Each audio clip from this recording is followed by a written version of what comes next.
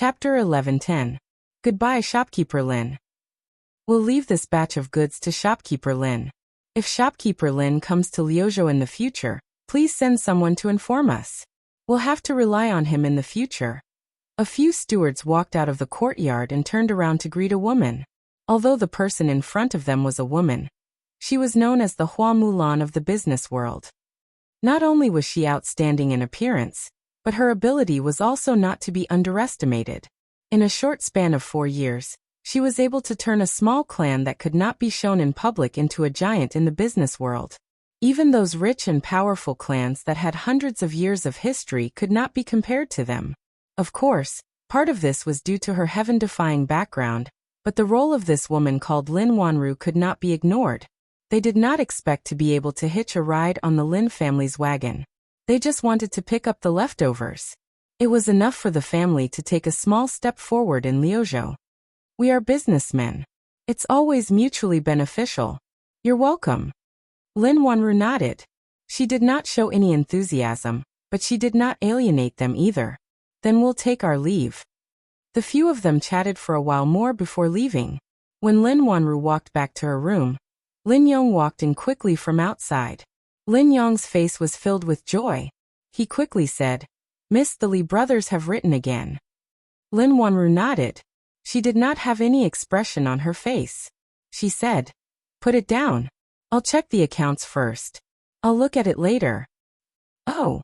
Lin Yong responded and put the letter on the table. He sat on a chair on the other side, poured himself a cup of tea, and drank it leisurely. Every time Brother Li wrote a letter, the young miss would always have this indifferent expression. It looked like she didn't care at all, but the young miss shouldn't think that he, Lin Yong, was stupid. After all, he had watched the young miss grow up.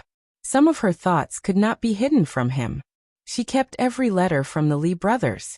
Whenever she had time, she would take them out and read them. She even imitated his handwriting. She thought that she did not know, but in fact, Xiao had told her everything. The more she pretended to be normal, the more abnormal she was. This was not a good thing. She would be 23 this year, and she had no idea at all. She was a 23-year-old girl, and some of her children were about to be engaged. If the Li brothers came and she was still like this, she would not be able to get married at 32, let alone 23. For years. How many 4 years did she have to wait? After drinking a cup of tea, Lin Yong finally could not help reminding her, "Miss, you are holding the account book upside down." Lin Wanru looked up at him and straightened the account book without changing her expression. She said, "Why don't you go out? Don't you have work to do?" Lin Yong grinned and said, "I have finished my work today. I want to have a cup of tea and have a rest." Lin Wanru looked at the account book for a while. When she reached for the teacup, she seemed to take the letter. She opened the envelope and casually took a sip of tea. She did not put down the teacup and looked at the letter. Lin Yong could not help saying, "In fact, you don't need to read it. The brother who sent the letter said that the Li brothers would be here in a few days." "Well, I see." Lin Wanru took another sip of tea and said calmly. "Mississippi," Lin Yong suddenly said. "Yes." Lin Wanru raised her head and looked at him. Lin Yong pushed the teapot over and said, "Pour some water into the teacup. You have been drinking with an empty cup for so long. I feel uncomfortable seeing you. Get out." Lin Yong ran out of the room in a sorry state. He picked up the account book that had been thrown out of the room and put it on the stone table outside. Then he sat down on the stone bench and put his hands behind his head. He hummed a tune and a smile appeared on his honest face. The Li brothers were finally coming. This was a once-in-a-lifetime opportunity. It was related to the marriage of the Mississippi. He had to be very careful and not let the miss do whatever she wanted in her previous life. To have such a considerate servant. How much good karma must the miss have accumulated in her previous life? Of course, it had been more than 4 years since he had eaten the food made by the Li brothers. Thinking about it, it was really memorable. Liuzhou was not part of the capital region of the Qi Kingdom.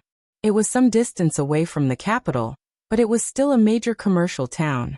This time, the leader of the Lin family came to Liuzhou to deal with the business of the Lin family in Suzhou. There were many Lin family in the Qi Kingdom. However, in the eyes of the businessmen in the Qi kingdom, there was only one Lin family that they usually talked about. That was the Lin family in Fengzhou. The Lin family in Fengzhou was a legend. In other words, the leader of the Lin family in Fengzhou, the woman named Lin Wanru, was a legend. 5 or 6 years ago, the Lin family was still a medium-sized family in Fengzhou. Several generations of them had been in the jewelry business. Although they could be regarded as a rich family, it was only relative to ordinary people. The family had some savings and did not have much power. There were a lot of families in every prefecture. However, 5 or 6 years ago, the situation changed. First, the Lin family used a year to make the jewelry business famous in the Qi kingdom. Even the concubines in the palace wanted jewelry from the Lin family. Then, the development of the Lin family was even more unstoppable. For years ago, the Lin family started to get involved in perfume, underwear, ready-made clothes, soap, liquor, and many other industries. These were all profiteering industries in the Qi kingdom. The reason was that these things could only be found in the Jing kingdom. The businessmen in the Qi kingdom had to brave many dangers and difficulties to transport these things back from the Jing kingdom. Naturally, the prices were high. Since the Lin family got involved in these industries, this market was completely broken. The low-priced and high-quality goods were very popular among the people. However, it was not the case for many businessmen. Cutting off one's source of wealth was like killing one's parents. Naturally, there were some businessmen who regarded her as a thorn in their side. However, when they wanted to take action against the Lin family, they found out how powerful the Lin family was. Since several families joined forces to make things difficult for the Lin family and alerted the third prince, no one dared to do so. Only then did they find out that the one who supported the Lin family was the third prince, who was at the peak of his power in the Qi kingdom, and was even more famous than the crown prince. Since then, the Lin family developed even faster. Because of their powerful background and sufficient supply, they did not need to travel far to the Jing kingdom to get what they wanted. They avoided many risks. When it came to perfume, ready-made clothes, and other goods, all merchants in the Qi kingdom were willing to cooperate with them. In just 4 years, the Lin family became one of the wealthiest merchant families in the Qi kingdom from a medium-sized family in the Feng province. In terms of wealth, only a few families with deep roots could compare to them. In terms of influence, the Lin family with King Feng behind them did not lose to any of the wealthy families. Although all of this was on the premise that King Feng still had the upper hand in the competition with the crown prince. Before that, the Lin family would not fall as long as King Feng did not fall. In fact, there was one more thing that no one could figure out. Even though the Lin family was backed by the third prince, the ready-made clothes and underwear of the Lin family could be imitated to a certain extent. However, the perfumes, spirits, and soaps involved strictly confidential secret recipes and could not be imitated. Moreover, the origin of the perfumes and soaps was in the Jing kingdom. If others wanted to buy them, they had to travel thousands of miles to the capital of the Jing kingdom. However, the Lin family directly built a factory in the Qi kingdom. Could it be that the Lin family and the person behind the production of the perfumes and soaps in the Jing kingdom had some unknown deal? Of course, no one knew about this. Chapter 11:11. The Qi Kingdom, the capital city. Prince Heng's residence. Zhao Zheng paced back and forth in the hall with a gloomy expression. He grumbled. What is Imperial Father thinking? Has he become muddle-headed from his illness? If you want me to become the regent, then so be it. Why do you want Zhao Yi to supervise from the side? Why do you want him and his accomplices to find trouble with I all day long, making I lose face in front of the court officials? Why does your highness care about these things? Behind him, a young man smiled and said, As long as your highness is the crown prince, your status will be higher than the third prince's. His Majesty has him supervise from the side only to supervise your highness. Your highness is the saber, and Zhao Yi is only the whetstone. Otherwise, the regent would be the third prince, not your highness. Until the very last moment, no one will know Imperial Father's thoughts. Zhao Zheng's face was full of vexation. He suddenly looked at the young man behind him and said, Protector Feng, I know that your empress is very powerful. As long as you can help I obtain the throne, I can promise you that after I ascend the throne, I will establish the holy religion as the national religion. Feng Yu's eyes flashed, but he was not in a hurry to agree. Instead, he smiled and said, Your Highness, do not worry. Between the third prince and Your Highness, since the Empress has chosen Your Highness, she will definitely do her best to help. Zhao Zheng looked at him and said, Not her best, but definitely. Protector Feng, do you understand what I mean? Feng Yu was silent for a moment, then said, This matter, I still have to discuss with the Empress. Your Highness, I will take my leave. I still have some matters to attend to, so I will not see you off, Protector Feng. After Feng Yu left, an old man walked out from the back of the hall and walked to Zhao Zheng's side. He bowed and asked doubtfully, Your Highness, those people, are they really so powerful? Don't underestimate them.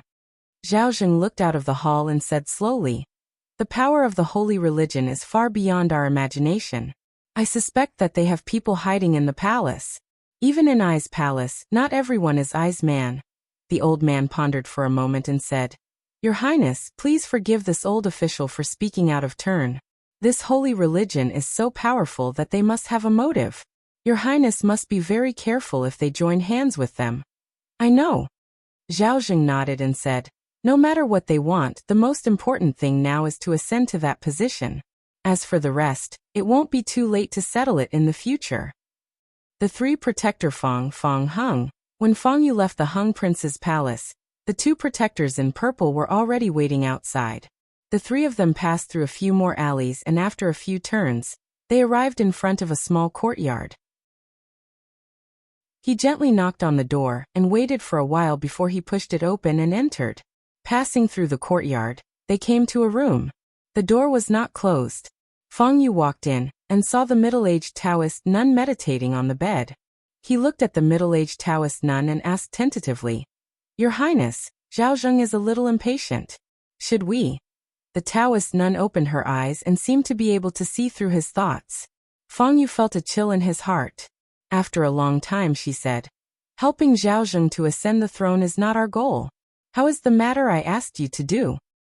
Feng Yu lowered his head and said, In the past few years, under the efforts of the protectors in purple, the officials around Zhao Zheng have been infiltrated by 30%. 30%? The Taoist nun's expression was calm as she repeated. Feng Yu paused for a moment, then said with difficulty, To 20%. Only 20%. The Taoist nun closed her eyes and said, I told you long ago that you cannot be impatient. Do you still remember what our ultimate goal is? I do. Feng Yu nodded and said, We will make Prince Hung a mere figurehead and help him ascend the throne. We will secretly control the Qi kingdom, and when the time is right, we will have him send troops to the Jing kingdom to avenge our family. His expression was calm, but his eyes shone brightly. In the battle for the throne of Qi kingdom, the reason why they didn't choose the third prince, who had more advantages, and chose Zhao Zheng was because he was the crown prince and had a righteous cause. And also because he was stupid. Compared to the extremely intelligent third prince Zhao Yi, Zhao Zheng was more suitable to be a puppet emperor. Supporting a puppet emperor, and making him the secret controller of the Qi kingdom was a very fulfilling thing. However, how could supporting a puppet emperor be more fulfilling than being the emperor himself? Compared to being the secret controller of the Qi kingdom, it seemed better to be the one in the open, right? The Jing kingdom was so powerful now that even if Qi and Zhao joined forces, they would not be a match for it. In the past, they still had the king of Shu, who was their only hope. Now that the king of Shu had been captured due to his carelessness, it was easier said than done to overthrow the Jing kingdom. If he could ascend to a high position and stand above millions, what did it matter if he did not avenge the Feng family? Of course, he could only hide these thoughts in his heart. He could not let his aunt, the empress of the holy religion, know about them. It's good that you know. The middle-aged Taoist nun looked at him and said, When the officials around Zhao Zheng have infiltrated 50%, the emperor will die. Feng Yu bowed and said, I understand. The Taoist nun nodded and said, You may leave. I will take my leave. Feng Yu bowed and left. After walking out of the room and through the courtyard, Feng Yu let out a long sigh of relief. A purple-robed man stepped forward and said in a deep voice, Guardian, We have just received news that the believers in Lu province are no longer contactable. What? Feng Yu's expression changed drastically. He said angrily, "Another province." After a while, the purple-robed man finished explaining the situation. "It must be her. It must be her." Feng Yu was furious, and even looked a little deranged. The believers of the holy religion were spread across the provinces of the Qi kingdom. Every month, they would send news to the capital. However, since the beginning of the year, they had lost contact with more than 10 provinces. The struggle for the throne between Zhao Zheng and the third prince had reached the most critical moment. The empress could not go out. He had sent the yellow emissary and the blue emissary, but none of them had returned. It was as if they had vanished from the face of the earth. They had completely lost contact. As a result, he did not dare to send purple-robed emissaries. Every purple-robed emissary had been painstakingly trained. The loss of one was a great loss to them. However, the consequence of this was that every fortnight, he would receive news that they had lost contact with a province. By now, more than 10 provinces had been lost. This situation was exactly the same as when they were in Shu province. Later, he realized that not only Shu province, but the believers of the entire Jing kingdom were no longer contactable. Aside from the other empress of the holy religion, who else could it be? From the moment they began spreading the word that there were 2 empresses in the holy religion, this matter had become irreparable. At that time, no one, including the empress, had expected that this unintentional action would become the source of the schism of the holy religion. Not only did the other side have the empress, they also had the envoy of the left. If they continued to ignore this matter, their foundation in the Qi kingdom would be destroyed. Feng Yu turned around and sternly said, "I'll go tell the empress and ask her to make a decision." In the room, the cross-legged middle-aged Taoist nun opened her eyes again. After a moment of thought, she said, "He's here." Outside the city gate of Liuzhou, a few carriages slowly entered. Su Zheng and the others had arrived in Lu province a month ago, and had completely taken over the branch of the holy religion. For the past few months, whenever they arrived at a place, the first thing they did was to take over the believers of the holy religion in that province. Although there were some who were stubborn and unreasonable, they would try to reason with them when Feng punched them. If Taoist nun had not personally come, they could have even used this method to reunite the holy religion. However, half a month ago, Ruoqing found out that she was pregnant. They could only slow down their pace and find a place to rest first. Feng sat outside the carriage and turned around to say, "Young master, the capital of Lu province is just up ahead." Outside the capital, Li Yi alighted from the carriage and took a few steps forward. He extended his hand to the woman who was waiting outside the city. "Long time no see." Chapter 11-12. The handshake ceremony was a custom in Miss Lin's hometown. If he hadn't inquired about it out of curiosity when they passed by Fengzhou, Feng would have believed what the son-in-law had said. He looked at the 2 people who were holding hands not far away and fell into deep thought. The handshake ceremony was a custom in the Li brothers' hometown. If he hadn't asked someone to confirm it when they went to Jing Kingdom last time, Lin Yong would have believed what Miss Lin had said. He looked at the 2 people beside him who looked calm and relaxed, deep in thought. He suddenly felt something and looked up at the opposite side. The man opposite also looked at him. They looked at each other. Feng smiled and said, "Lin brothers, long time no see." A smile also appeared on Lin Yong's face. He cupped his hands and said, "Brother Feng, long time no see." Lin Wanru and Lin Yong came to Liuzhou this time to expand their business. In the past few years, from the remote Fengzhou, she had expanded the Lin family's business all over the Qi kingdom. She had personally expanded the business in almost every province and prefecture. Of course, it could also be said that it was the Li family's business. Because a few years ago, the Lin family and the Li family had formed a community of destiny because of their business relationship. They shared weal and woe, and they were as close as a family. The Lin family had a manor in Liuzhou. Every time she went to a place, she would buy a manor and rest there temporarily. In the past few years, she had traveled to all the provinces and prefectures of the Qi kingdom and the Lin family. Ruoqing and the others were tired from the long journey. Lin Wanru's maid Xiao took them to the back house to settle down. The house was very big, and it was more than enough for the whole family. Li Duan was a little excited. He was at the age where his curiosity was budding, and he didn't like to stay in one place all the time. He had seen many strange things along the way, and he was the happiest one. This must be Dwainer. Lin Wanru looked at him and said with a smile, "The last time I saw him, he couldn't even crawl. In the blink of an eye, he has grown so much." In the blink of an eye. Lin Yong sighed and said, "In the blink of an eye, it has been 4 or 5 years. Old Fong glanced at Lin Yong in surprise. He closed his mouth, which was about to open. Li Duan stood there and looked at Li Yi with a pleading look. Calling a person was the most basic form of courtesy, but he did not know this beautiful one. He did not know how to address the person in front of him. The last time Lin Wanru went to the capital, Li Duan was still young and didn't even know how to crawl. Naturally, he couldn't remember her. Li Yi touched his head and said, "Call her Aunt Lin." Li Duan nodded and said obediently, "Aunt Lin." Lin Wanru smiled and said, "Dwainer is still as obedient as when he was young." Li Duan lowered his head in embarrassment. When Li Yi and Lin Wanru went to the back house, he looked up at Fong and asked, "Fong, Aunt Lin, should I call her mother?" According to his experience, from aunt to mother was only a matter of time. It was just that he couldn't grasp the timing. A long time ago, he discovered that Lil Auntie didn't know everything. Uncle Fong was omniscient. If there was something he didn't understand and it wasn't convenient to ask his father, he could ask Uncle Fong. Fong thought for a moment and said, "Don't call her yet. When you want to call her, Fong will tell you." "I see. Thank you, Fong." Li Duan nodded and ran to the back house. Fong looked ahead. Lin Yong had just gone in with them. He touched his beardless chin and murmured, "This Lin brothers is interesting."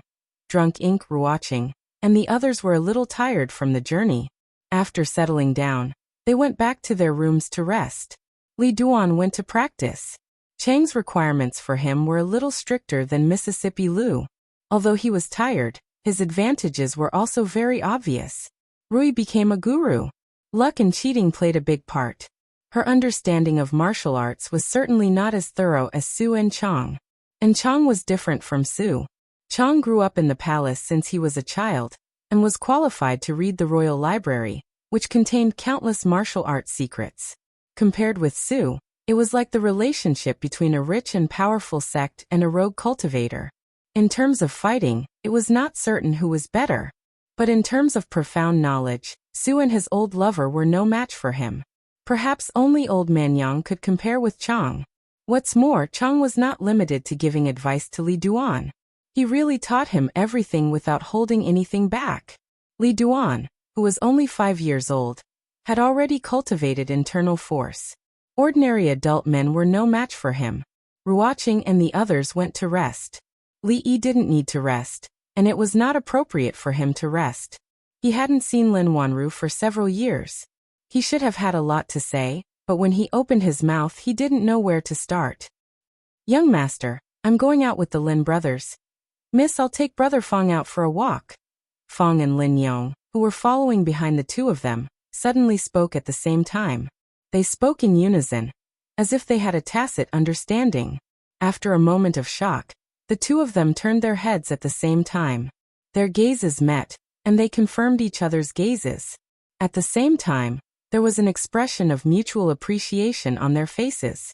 When Fong and Lin Yong saw each other again, their relationship had progressed at lightning speed. With their arms around each other's shoulders, they walked out, leaving only Li Yi and Lin Wanru in the room. All these years, cough. Li Yi looked at her, then shifted his gaze away. "You've worked hard." The Lin family's business in the Qi Kingdom was actually more like the Li family's business in the Qi Kingdom. The Li family's shares were more, and what they invested were the core formulas and the like. But other than these, there was nothing else. All the shops and workshops in the Qi Kingdom were built by her alone, including the expansion of the business in one state after another. In 4 years, she had spread the shops all over the Qi Kingdom. One could imagine the hardships involved in this. Lin Wanru shook her head and said, "There's nothing hard about it. In fact, I've been busy like this in the past. Being busy with results is always better than not having any results. After saying this, Li found himself speechless again. Compared to a few years ago when he was in Feng state, there seemed to be an additional layer of invisible membrane between the two of them. This slight barrier made him feel a little irritated. Because of the irritated feeling, he felt a little thirsty. He walked to the table, took a teacup, poured a cup of water, and drank it in one gulp. Only then did the irritation in his heart subside a little. Lin Wanru coughed softly and said, "You used my cup again." I'm sorry. Li almost coughed out the mouthful of water. He hurriedly put down the teacup. Then he realized something and asked, "Why did you say again?" "Forget it." Lin Wanru shook her head and said, "Anyway, it's not the first time." She walked over and took out a few account books from the cabinet and handed them to him. She said, "If Manager Li has nothing to do, help me check the accounts." Li was startled. He felt as if something that had been lost for a long time had come back. He smiled and said, "I'm just an accountant. If there's anything, just tell shopkeeper Lin." Lin Yong and Fong, who were sitting in the courtyard strolling, turned their heads at the same time. When they heard the laughter coming from the room, they turned back at the same time and looked at each other again. Fong looked at Lin Yong and suddenly said, "Lin brothers, my son-in-law and your young lady are the kind of people who are reserved. They won't open their mouths until the last moment. As servants," he paused and asked, "Lin brothers, do you know what I'm going to say?" Understood. Lin Yong grinned and said, "Some things they are reserved, but we can't be reserved." Fong was stunned for a moment and laughed casually. "Why didn't I realize before that Lin brothers are so interesting? I regret not having met earlier. It's really like old friends at first sight. You can only use like old friends at first sight when you meet for the first time." Lin Yong looked at Fong and corrected him. "Brother Fong needs to read more books." "Are you saying that I'm uncultured?" Fong's face darkened and said, "You used regret not having met earlier correctly? I didn't have the nerve to expose you just now."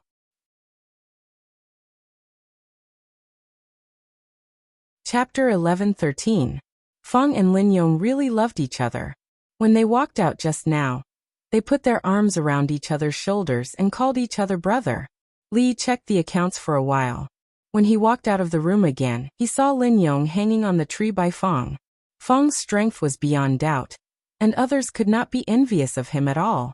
He was born with great strength. When his family conditions were not good, he only looked stronger than others. Later, when the material conditions kept up, he began to leave ordinary people far behind. Coupled with the training of second granduncle, even Li did not dare to say that he could easily defeat him. His fists were too heavy, and one punch could kill someone. Lin Yong only had some skills, but he could only be regarded as half a person in the martial arts world. Of course, he was no match for Fong. "Li brothers, save me. Lin Yong hung on the tree. Seeing Li coming out, he seemed to see his savior. Li glanced at Fong, and then Fong jumped on the tree reluctantly and put him down. In fact, Ruoqing's pregnancy was somewhat beyond their expectation. This time, they came to the Qi Kingdom for one more important thing in addition to sightseeing: to unify the holy religion. Su Zheng was indeed a rare talent. In the later generations, he would definitely be the leader of a multi-level marketing organization, a large-scale one, and the #1 target of the state to crack down and ban. Their doctrine had become to persuade people to do good, leading the so-called holy religion founded by Taoist nun to the right path. All the believers had the right to believe or not at any time. In essence, there was not much difference from the regular religions in the later generations. However, it was impossible for Su Zheng to complete this difficult task alone.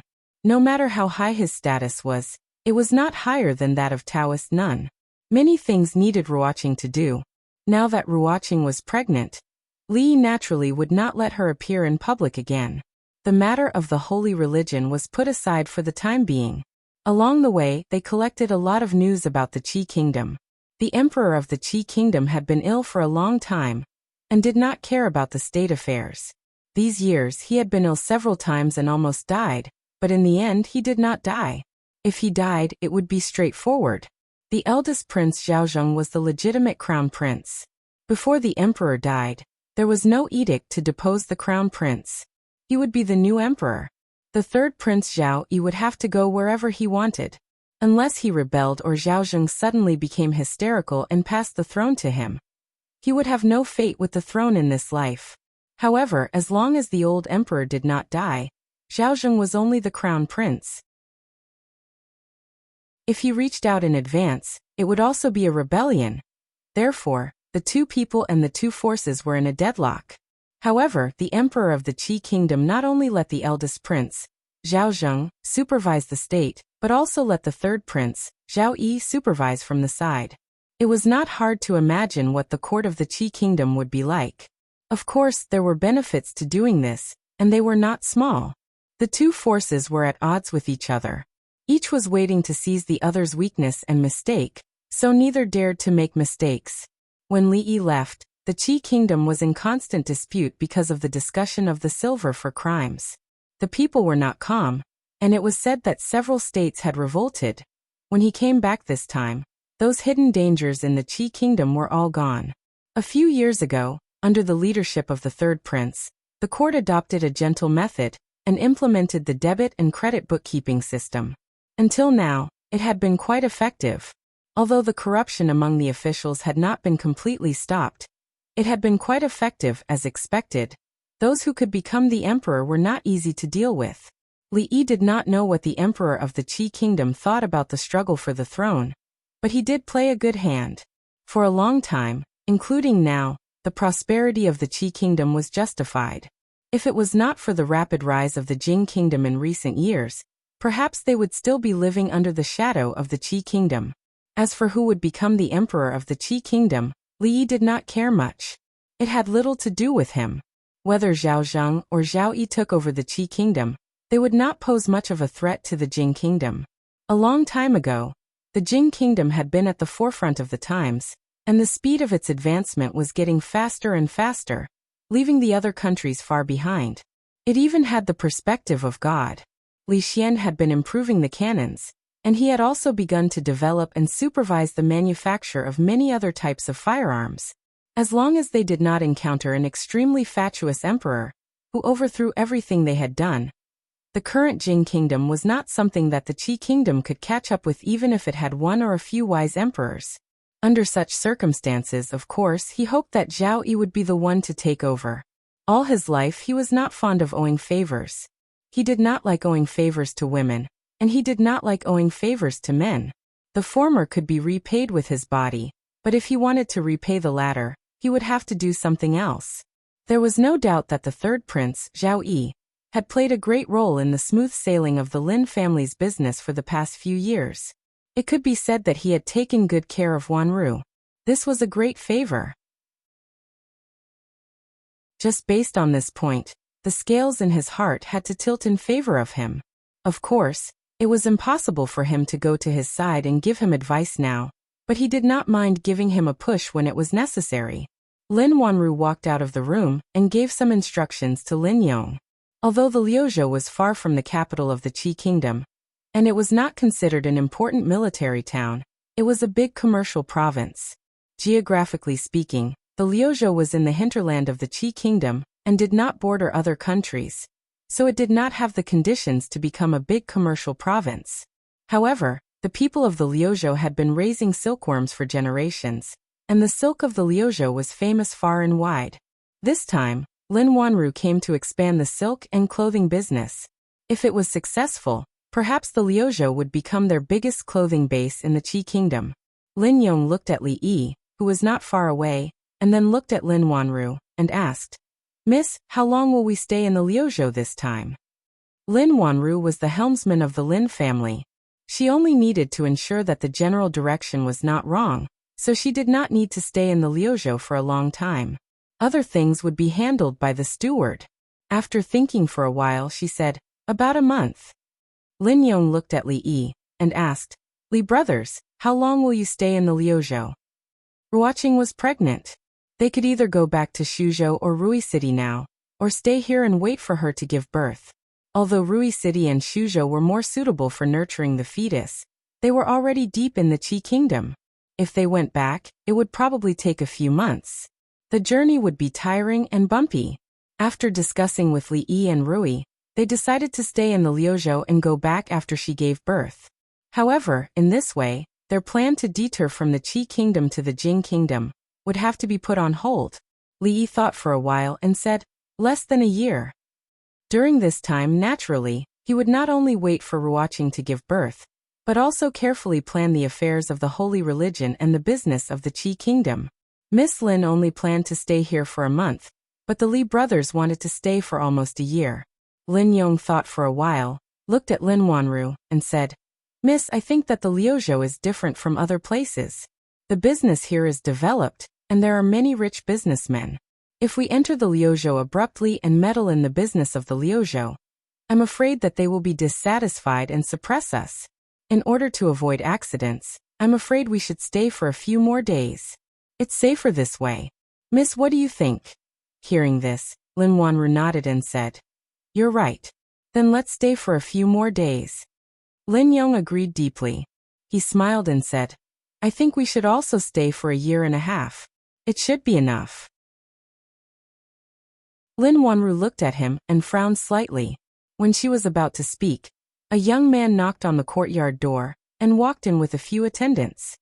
Miss Lin, he looked at Lin Wanru and said with a smile, I'm here to discuss the cooperation between the Lin and Lu families. Lin Wanru and the young man went to the parlor. Lin Yong did not follow them. He walked to Li Yi and said, They are from the Lu family. The Lu family is the largest magnate in the Liuzhou. They are relatives of the royal family and have been in the silk business for generations. Li Yi looked at Lin Yong in surprise. He seemed to be a little too talkative today. These days, he comes here every day to talk about cooperation. Lin Yong pursed his lips and said, Don't think that I can't see it. What business talk? He has been dragging the matter of cooperation. He is here to pursue our family's miss. Li Yi continued to look at him. I just remembered and said it casually. Seeing Li Yi look at him, Lin Yong waved his hand and said, I definitely did not say that he is Li brothers' rival in love. I also did not hint at you to pursue our Mississippi Li brothers. Please don't misunderstand. Please don't misunderstand.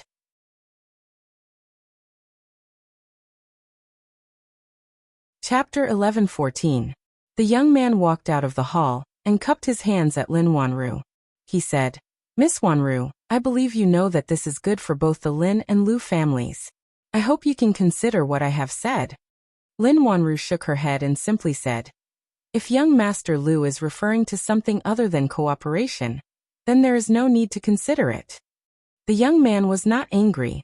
He only smiled and said, I have come with sincerity. Miss Lin, there is no need to reject me. We still have some time, so you don't have to rush to answer. With that, he cupped his hands and left. When he left, his eyes paused on Li Yi for a moment. But it was only for a moment, and he slowly walked out. Li brothers, look, this young Master Lu is also handsome and elegant. If you don't seize the opportunity. Before Lin Yong could finish, he was dragged away by Feng with his mouth covered. Li Yi raised his head and looked at Lin Wanru. He asked, Are you having trouble with your business? It's not really a problem. Lin Wanru shook her head and sat across from him. She said, The Lu family in Liuzhou is also in the cloth and silk business. In recent years, they have expanded into ready-made clothing. It is more or less the same as us. We are in the same place and doing the same business. If we can't be friends, we can only be enemies. Moreover, Liuzhou is only so big. The big families have already divided the resources. It is not so easy for us to get another piece of the pie. They have the materials and the market. We have the technology. Cooperation is a win-win situation. Li looked at her and asked, You don't seem too willing? What they want is not just cooperation. Lin Wanru shook her head and said, They want me to marry them. She looked at Li Yi and blinked.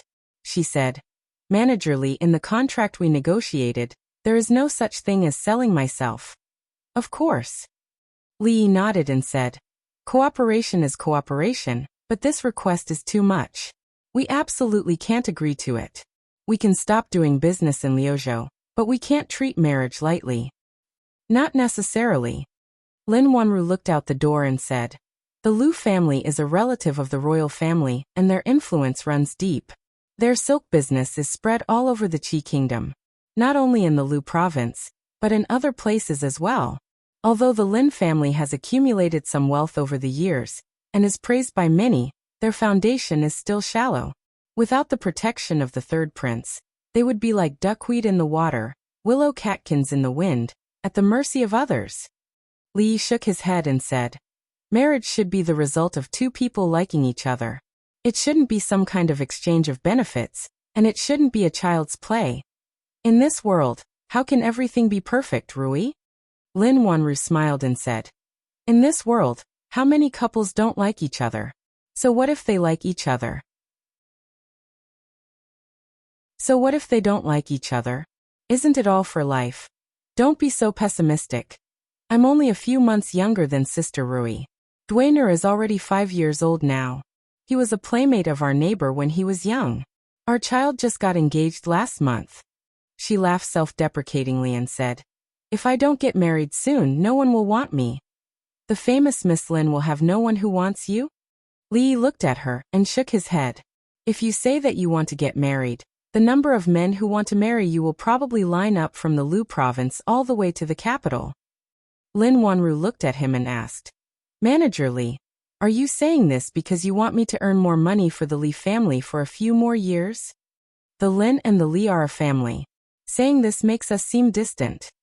Li shook his head and said, "Fate is a strange thing. Sometimes it happens just like that. Wanru, you are in the prime of your life now. Wait for another year or two, it won't be a problem. You make it sound nice." Lin Wanru raised her eyebrows and said, "If you don't get married while there are still people who want you now, will you marry me in another 2 years if you really can't get married?" After she said this, the two of them stopped talking. The atmosphere was a little awkward. "You know, there are already 4 of us in my family now. It's a mess usually." Li Yi was the first to break the silence. He lowered his head and sighed. Lin Wanru couldn't help but laugh. She waved her hand and said, "I'm just joking. Don't worry, I won't marry you." Her eyes were originally clear and bright, but at a certain moment, they seemed to have lost their luster. "The family is already messy enough. It doesn't matter if you're one more." Li raised his head and said, "No one wants you anyway. Why don't you think about it when the time comes?" Outside the courtyard, Lin Yong and Fong were sitting on a big tree.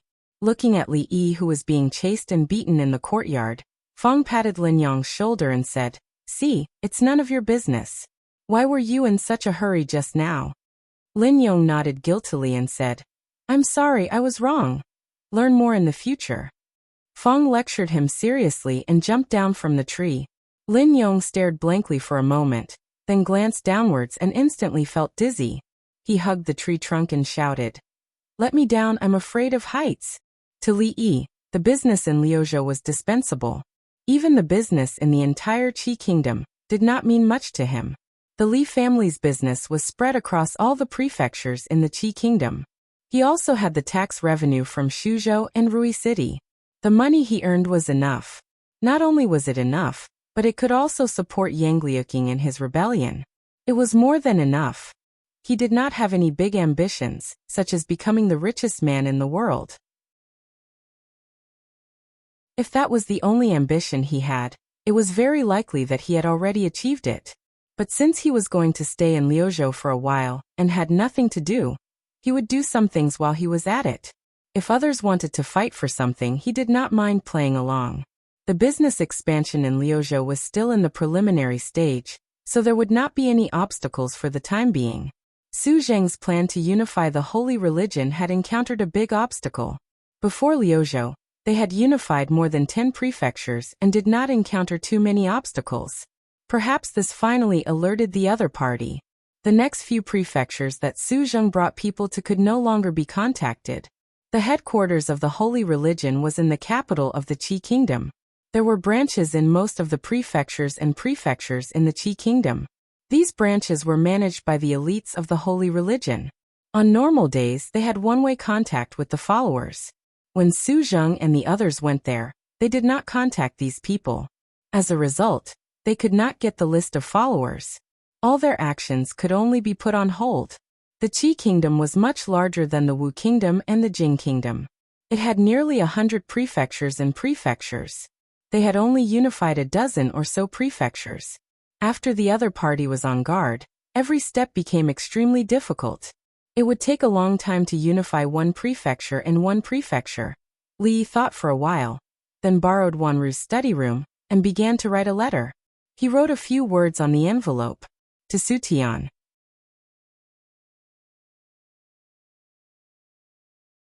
Chapter 11:15. They had to do things in a simple and straightforward manner. They had to solve the biggest problem with the smallest investment. The holy religion claimed to have 100,000 believers in the Qi kingdom. That was 5 or 6 years ago, and it was unknown how many there were now. Was it a big deal to persuade a multi-level marketing organization with 100,000 people to mend their ways and return to the right path? All they needed was a piece of paper to solve this big problem. In the final analysis, the only one standing in their way was the Taoist nun. Without a leader at the master level, the rest of the people were just a plate of loose sand. They were nothing to be afraid of. Unfortunately, Su was very interested in the Taoist nun. There was another person who was more interested in the Taoist nun than Su. He was more interested in the affairs between Su and the Taoist nun. Therefore, what he had to do was to send this letter. The situation in the Wu kingdom was good. Yang Liuqing and the others had already occupied nearly 20 states, which was enough to stand up to the imperial court of the Wu kingdom. Some powerful bandits, who had been observing for a long time, had been showing signs of taking sides in recent days. Outside the cities they occupied, countless people were looking forward to being liberated as soon as possible. They had won countless battles and stabilized the people in the states and prefectures they occupied, and saved them from the chaos of war. Today, she had become the faith in the hearts of the people in the Wu kingdom. The chaos in the Wu kingdom wouldn't last for a few years. It seemed easy for them to rebel in the Wu kingdom, but in fact, there were many predecessors and descendants, and they didn't know whether they were predecessors or descendants. In short, in the 5,000 years of China, countless predecessors and descendants had paved the way for them.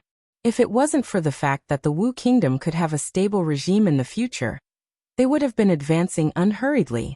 Relying on these past and future experiences, it was a shame that they hadn't been able to conquer the imperial city of the Wu kingdom until now. Life in Liuzhou was very comfortable.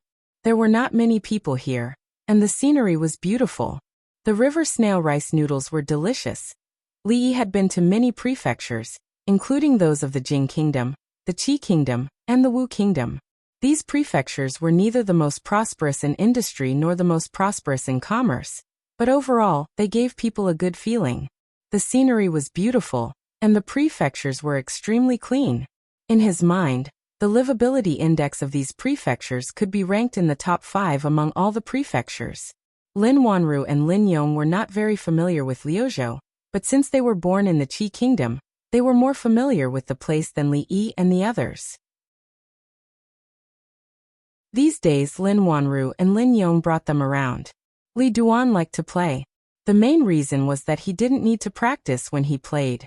Moreover, he knew that when he went back this time he would have to go to school with others. There wouldn't be many free and unfettered days. Old Fong was alone on this trip, but he wasn't when he was out having fun. His relationship with Lin Yong progressed rapidly. He often saw Lin Yong asking him for advice with a sincere face. It seemed that ever since he was hung on the tree by Fong, the two of them often got together, and no one knew what they talked about. Wanru was no longer considered an outsider in the Li family. Before Zuemo and Ruoqing came into the family, she got along very well with Rui and Rui. She was one of Mississippi Lu's few friends. The friendship between the two had been forged several years ago. The last time they were in the capital, she even taught Rui how to read poetry. It seemed that from then on, Mississippi Lu only started to take the initiative to learn. Liuzhou was not big. They would occasionally go out for a walk. In half a month they had visited all the places, and there was no good place to go. Once people stopped, they would always want to find something to do. But this place was different from the Jing kingdom. There weren't so many opponents who took the initiative to make trouble. It was also different from the Wu kingdom. They couldn't casually rebel, and the days gradually began to become boring. Fortunately, there was Lin Yong to talk to him often. He didn't know if it was an illusion, but he always felt that after hanging out with Fong for a period of time, Lin Yong began to talk more. And as he chatted, the topic would always turn to Lin Wanru. Our miss likes to eat sweet things since she was young. When she was young, she ate bad teeth. Later, she slowly changed. But she usually likes to eat some pastries. Lin Yong almost watched her grow up. Naturally, he knew her character and preferences very well. Also, Miss has been competitive and capable since she was young. Otherwise, Old Master wouldn't have handed the Lin family over to her. Lin Yong recalled the past and sighed. He said, "Actually, during that period of time, Miss didn't have it easy. The family didn't like her, and there were a lot of rumors and slanders outside. Miss had to bear all of it alone. After you came, Lee brothers, everything changed." Lin Yong's face revealed a happy expression.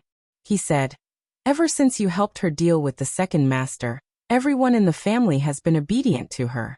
These few years, there hasn't been any more trouble. It's all thanks to you, Lee brothers. It's all because of her own tricks." Lee shook his head. Among all the women he knew, the most competitive was probably Rui. But in fact, Emingzu and Wanru were the same kind of people as her. It was just that they focused on different areas. Rui was good at martial arts, while Emingzu was good at governing the country. Sometimes, even Li Yi himself had to admire Wanru's business methods. Li Yi looked at Lin Yong and asked, "Has she been so powerful since she was young?" "That's not all." Lin Yong thought for a while and shook his head. He said, "Don't be fooled by Mrs. Ability. In fact, she was still wetting the bed when she was 5 years old." Seeing Lin Wanru coming out of the inner courtyard, Lin Yong hurriedly shut up. Seeing that his gaze and expression were not right, Lin Wanru frowned slightly. She walked over and asked, "What are you talking about?" "He's talking about how good you've been at doing business these few years." Li Yi gave her a thumbs up and said, "To be honest, I really admire you when it comes to doing business. Since you said that, I'll take it that you're mocking me." Lin Wanru looked at him and said, "At best, I'm just a small steward under Manager Li. When it comes to doing business, how can I be better than you?" Li shook his head and said, "I only know a little more than others in certain aspects. In fact, I don't know much about doing business. There are many things that I still need to ask you." He picked up the teacup and put it down again. He said, "Right, I happen to have something to ask you." Lin Wanru sat opposite him and asked, "What is it?" Li thought for a moment and asked, "Did you really still wet the bed when you were 5 years old?" Hearing this, Lin Wanru was startled, and Lin Yong's expression changed greatly. Lin Wanru took a deep breath, her chest rising and falling a few times. She almost crushed her teeth and squeezed out 2 words from between her teeth. "Lin Yong." Judging from the speed at which Lin Yong escaped, he should have been sparring with Fong recently. His skills were clearly much better than before. Seeing that her face was already red, Li Yi hurriedly said, "It's nothing. Lin Yong just mentioned it in passing. I'm not afraid of you laughing at me, but actually, when I was young." She probed. "When you were 5 years old, you still wet the bed?" Looking at Miss Lin's expectant gaze, Li Yi shook his head and said, "No, I stopped wetting the bed when I was 1 year old." When Lu Luo stepped into the courtyard, he saw such a scene. The legendary woman of the Lin family, who had always been indifferent to men, was blushing as she stretched out her hand to hit another man. Of course, anyone with a discerning eye could see that it was a hit, in a flirtatious manner. He had come here many times under the guise of discussing business, but Lin Wanru had never treated him like this. With just one look, he felt a strong sense of jealousy towards that young man. He took a deep breath and calmed himself down. With a smile on his face, he stepped forward and said, "Wanru, have you thought about the matter I mentioned last time?" Lin Wanru glanced at Li Yi, who was beside her. He was still angry about what had happened just now. She said angrily, "I'm just a small steward. If young Master Lu has anything to say, it's better to discuss it with my family shopkeeper." "Shopkeeper?" Lu Luo was startled. "Your family?" Li Yi stood up and looked at the young man in front of him. He said, "Li Yi, her family's shopkeeper. We can talk about cooperation, but I won't marry."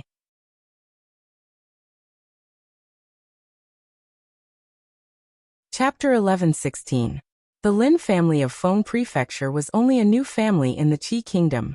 The so-called new clans were naturally different from the Lu clan, which had been around for hundreds of years and had a deep foundation.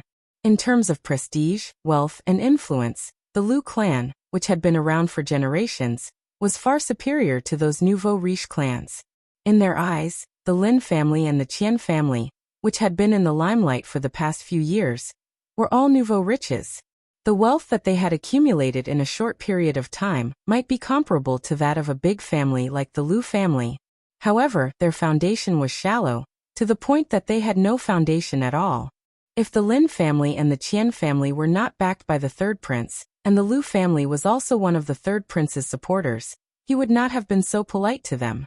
At least, in the territory of Lu Prefecture, the Lu family did not have to be polite to anyone. He had put down his pride and visited the Lin family several times with great sincerity.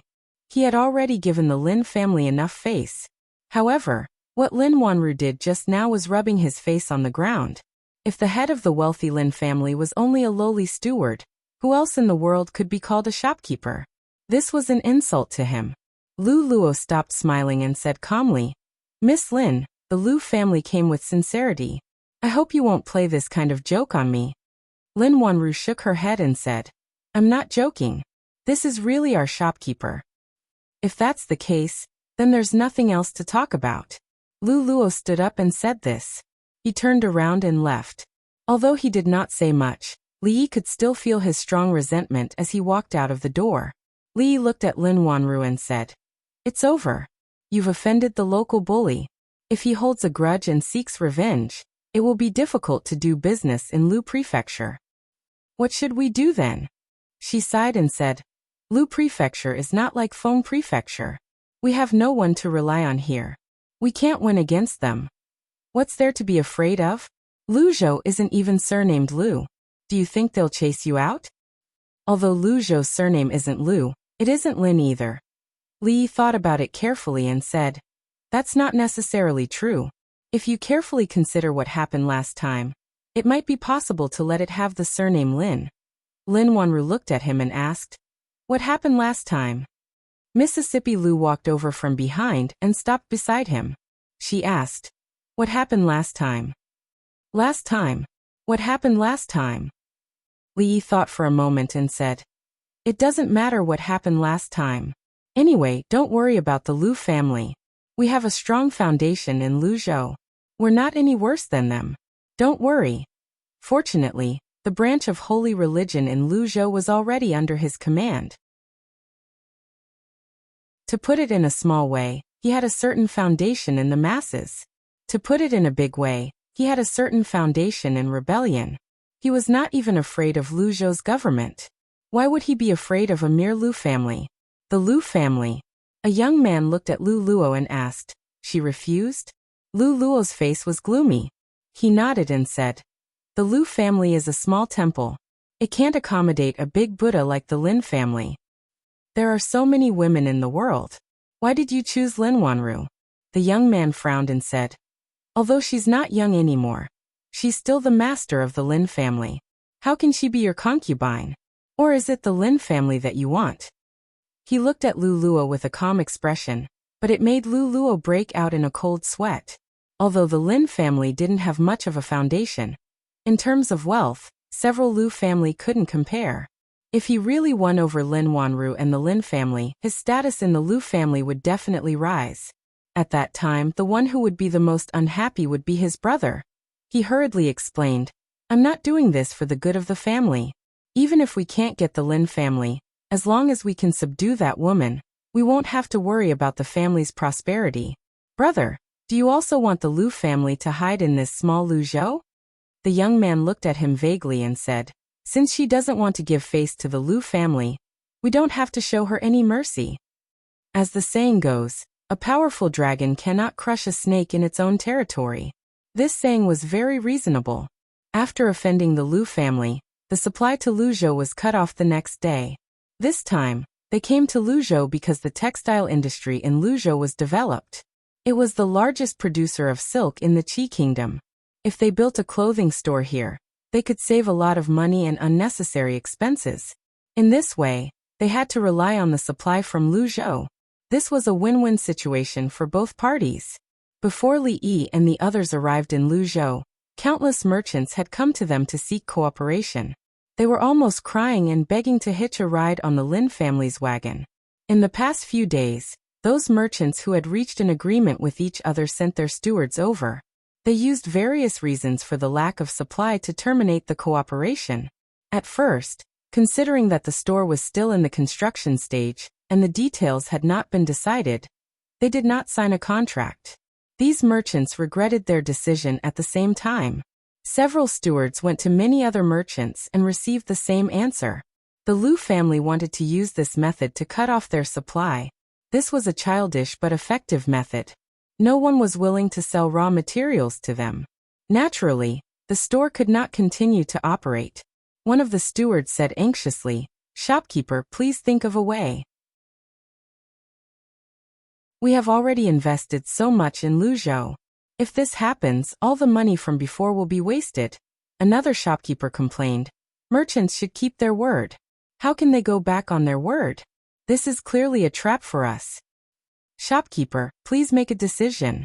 Lin Wanru looked at the anxious stewards and looked at Li Yi. She said, "Shopkeeper, you make the decision."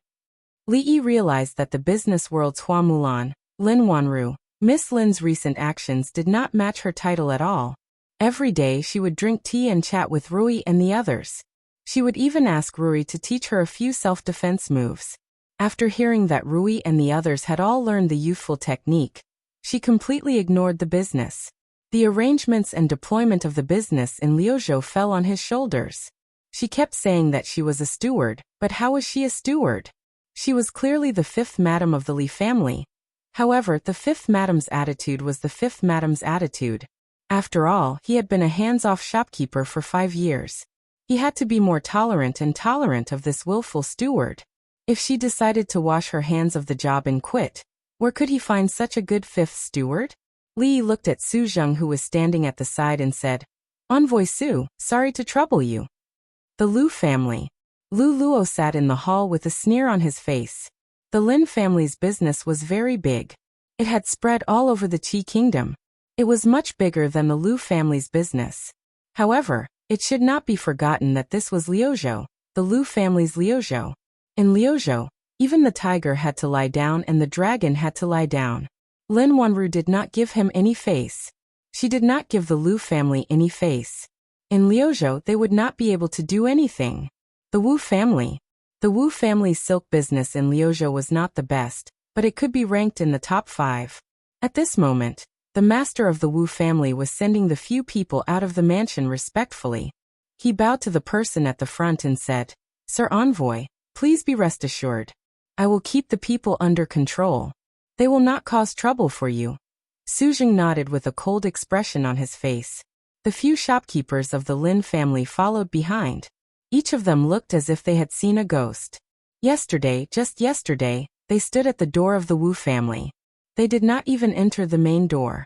It had only been a day, but the master of the Wu family saw them as if he had seen his ancestor. To be more precise, he saw Envoy Su. It was not just the Wu family. They had gone to a few other families.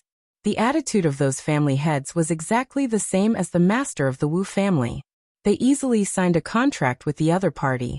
Those stingy cheapskates all wanted to give them as much as they could this time. They could not refuse. The people of Liuzhou were terrifyingly simple.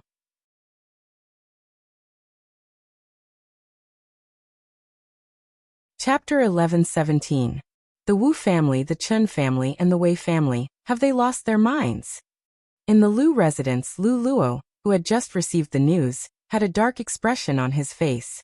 He was pacing in the hall and growling in a low voice. This time, he had mobilized the Lu family's resources and joined forces with the other major clans in Luzhou to cut off the Lin family's supply of goods, completely blocking the Lin family's escape route. The other party's shop and workshop in Luzhou had already been built. If there was no supply of goods, all the initial investment would be for naught. At this time, if he used another identity to negotiate with Lin Wanru, the result would be completely different from before. However, he did not expect that after a few days of gloating, the blockade he had formed with the major clans in Luzhou to seal off the Lin family would be torn open. The Wu family, the Chun family, and the Wei family were not as rich and powerful as the Lu family, but when they joined forces, the Lu family could not touch them easily. The problem was that they had previously promised him that they would unite to fight against the Lin family, who was an outsider. However, at the critical moment, they went back on their word, causing the Lu family to waste a lot of resources. Could it be that these clans were spies planted by the Lin family in Luzhou? Lu Luo asked with a dark expression. What did they say? One of the servants hesitated for a moment before saying, They said that they would be bastards if they didn't earn money. Thank you, young master, for giving them the opportunity to cooperate with the Lin family. Lu Luo almost spat out a mouthful of blood. He said furiously, Bastards, bastards, they've been fooling me from the beginning. Shut up. A middle-aged man walked in from outside the door and glanced at Lu Luo. The latter immediately shut his mouth. He could be arrogant in front of outsiders, but he did not dare to lose his composure in front of his father, the current master of the Lu family. I handed over the Lu family's business to you. Look at what you've done these days. The middle-aged man looked at him coldly and said, The Lin family could not have come this far without the support of the third prince. If you go against the Lin family, you are going against the third prince. Are you going to take the blame or the Lu family? Father, Lu Luo opened his mouth but did not say anything. The middle-aged man paused for a moment before continuing. However, even though the third prince thinks highly of the Lin family, our Lu family is not one to be trifled with. If we were to lose like this, I'm afraid that the third prince will look down on us. Lu Luo was delighted to hear that and immediately said, Father, you are right. The Lu family is a century-old family. How can we lose to the Lin family? Why don't we? Before he could finish, the middle-aged man waved his hand and said, Put away your crooked tricks. The business world is like a battlefield. Even if you want to win, you have to win fair and square. I want to see if the legend of the Lin family is really that capable, or if the rumors are exaggerated. Li felt that the rumors about the Lin family's favored daughter were exaggerated. She did not care about anything these days. She was more familiar with Rui and the others than he was. Rui taught her the youth-retaining technique that he had tricked from old Taoist Yuan. She shared her beauty and skincare tips with them. She was no different from those rich ladies in the capital city, who had nothing to do. She did not look like a businesswoman at all. In the end, he had to do all the work himself. In the Li family, such a lazy steward would have long been fired and left to starve to death. This is so infuriating. Li sat in the yard and browsed through the accounts. Lin Wanru's maid Xiao came in and sat opposite him. She had her hair tied into 2 buns and looked sullen. Her angry look made her look a little cute. What's wrong? Li asked casually. It's those people. The little girl put her hands on her hips, and the anger on her face had not dissipated. She said, We opened a clothing store, and they also opened a clothing store. They chose to open it before we opened our store, and they even cut the price by 10%. They are clearly trying to steal our business. Xiao had been with Lin Wanru since she was a child. She followed her everywhere and traveled with her. She was very familiar with some things in the business world. However, her mentality and character were still not used to the business world. A business war was a war without gunpowder. A large-scale business war, in terms of influence and power, was not inferior to a war. The difference was that a war was a real one. After the war, there would be a lot of corpses. After a business war, there would often be no bones left. If they do this, when we open in 2 days, there will be no customers. The little girl wiped her tears. She had been following the business expansion in Liuzhou from beginning to end. She had worked so hard for so long, but in the end, the peaches were taken by others. She felt so wrong that she was about to cry. Li had a headache when he saw the girl cry. He hurriedly said, Don't cry, don't cry. It's just stealing customers. I will teach you a trick that can definitely steal all our customers. It's true. Xiao rubbed her eyes and looked at him with surprise. She trusted young Master Li very much. Sometimes she even trusted him more than she trusted her own Mississippi. Because when her miss encountered something she could not decide, she would also listen to Lee. Don't worry about it. Lee put down the account book and said, let's talk about something else first. Xiao, how old were you with your miss? Xiao thought for a moment and said, 9 years old. How old was your miss at that time? I think 14 years old. Then when your miss was 14 years old, did she still wet the bed? From the beginning, Li saw Lin Wanru standing in the distance and looking at them from time to time. At a certain moment, she finally came over and asked, Yuan Xiao, what were you talking about just now? Li said helplessly, you didn't teach her how to deal with the Lu family, so I had to teach her myself. Lin Wanru still looked a little doubtful and asked, that's all? That's all? Li looked at her and said in surprise. Xiao was about to cry because of the Lu family's means. I just taught her how to deal with it. What else could I say besides that? I can't say that you still wet the bed occasionally after you were 10 years old, can I? Lin Wanru was stunned. And then her face began to blush and blush. Generally, people would not wet the bed after they were 1 or 2 years old. But before she was 14 years old, this kind of shameful thing would happen occasionally. This embarrassment lasted until she was 14 years old, and then disappeared completely. But after she was 5 years old, the only one who knew about this matter, besides her, was Xiao who slept with her at that time. How long had it been? The two closest people around her had actually betrayed her at the same time. Xiao she clenched her teeth and turned to the inner courtyard. A puzzled look appeared on Li Yi's face. Did he say anything wrong just now? What's the point of venting your anger on Xiao? If you have the ability, come at me. In the Lu family, Lu Luo held a piece of paper in his hand and asked uncertainly, do they really give this kind of thing all over the street? The servant nodded and said, yes, young master. The shopkeeper and the shop assistant of their shop have a thick stack of it in their hands. They give it to everyone they see. The one in my hand was forced to me by them. It is said that they also recruited people and gave them 10 copper coins a day. Lu Luo looked at the paper in his hand and said with a smile, they cut the price by 10% on the first day, by 20% on the second day, by 30% on the third and fourth day. Half a month later, they actually cut the price by 90%. He put the paper on the table and said mockingly, they cut the price by 10%. Why didn't they give it away for free? The Lu family gave 10% of the profit, so the number of customers in the shop had multiplied over the past few days. They had the idea of small profits but quick turnover. However, small profits but quick turnover did not mean that the lower the price, the better. 10% of the price was far lower than the cost price. The more they sold, the more they would lose. If the people of Luzhou bought their goods on the last 2 days, even if the Lin family was wealthy and did not care about the loss of Luzhou, they would still become a joke in the business world. What the proud daughter of the Lin family, the Hua Mulan of the business world. It turned out that it was all just a rumor. In half a month, get someone to buy a lot of the Lin family's goods. Lu Luo twitched the corner of his mouth and said, they just opened for business and they already gave us such a big gift. They are too kind.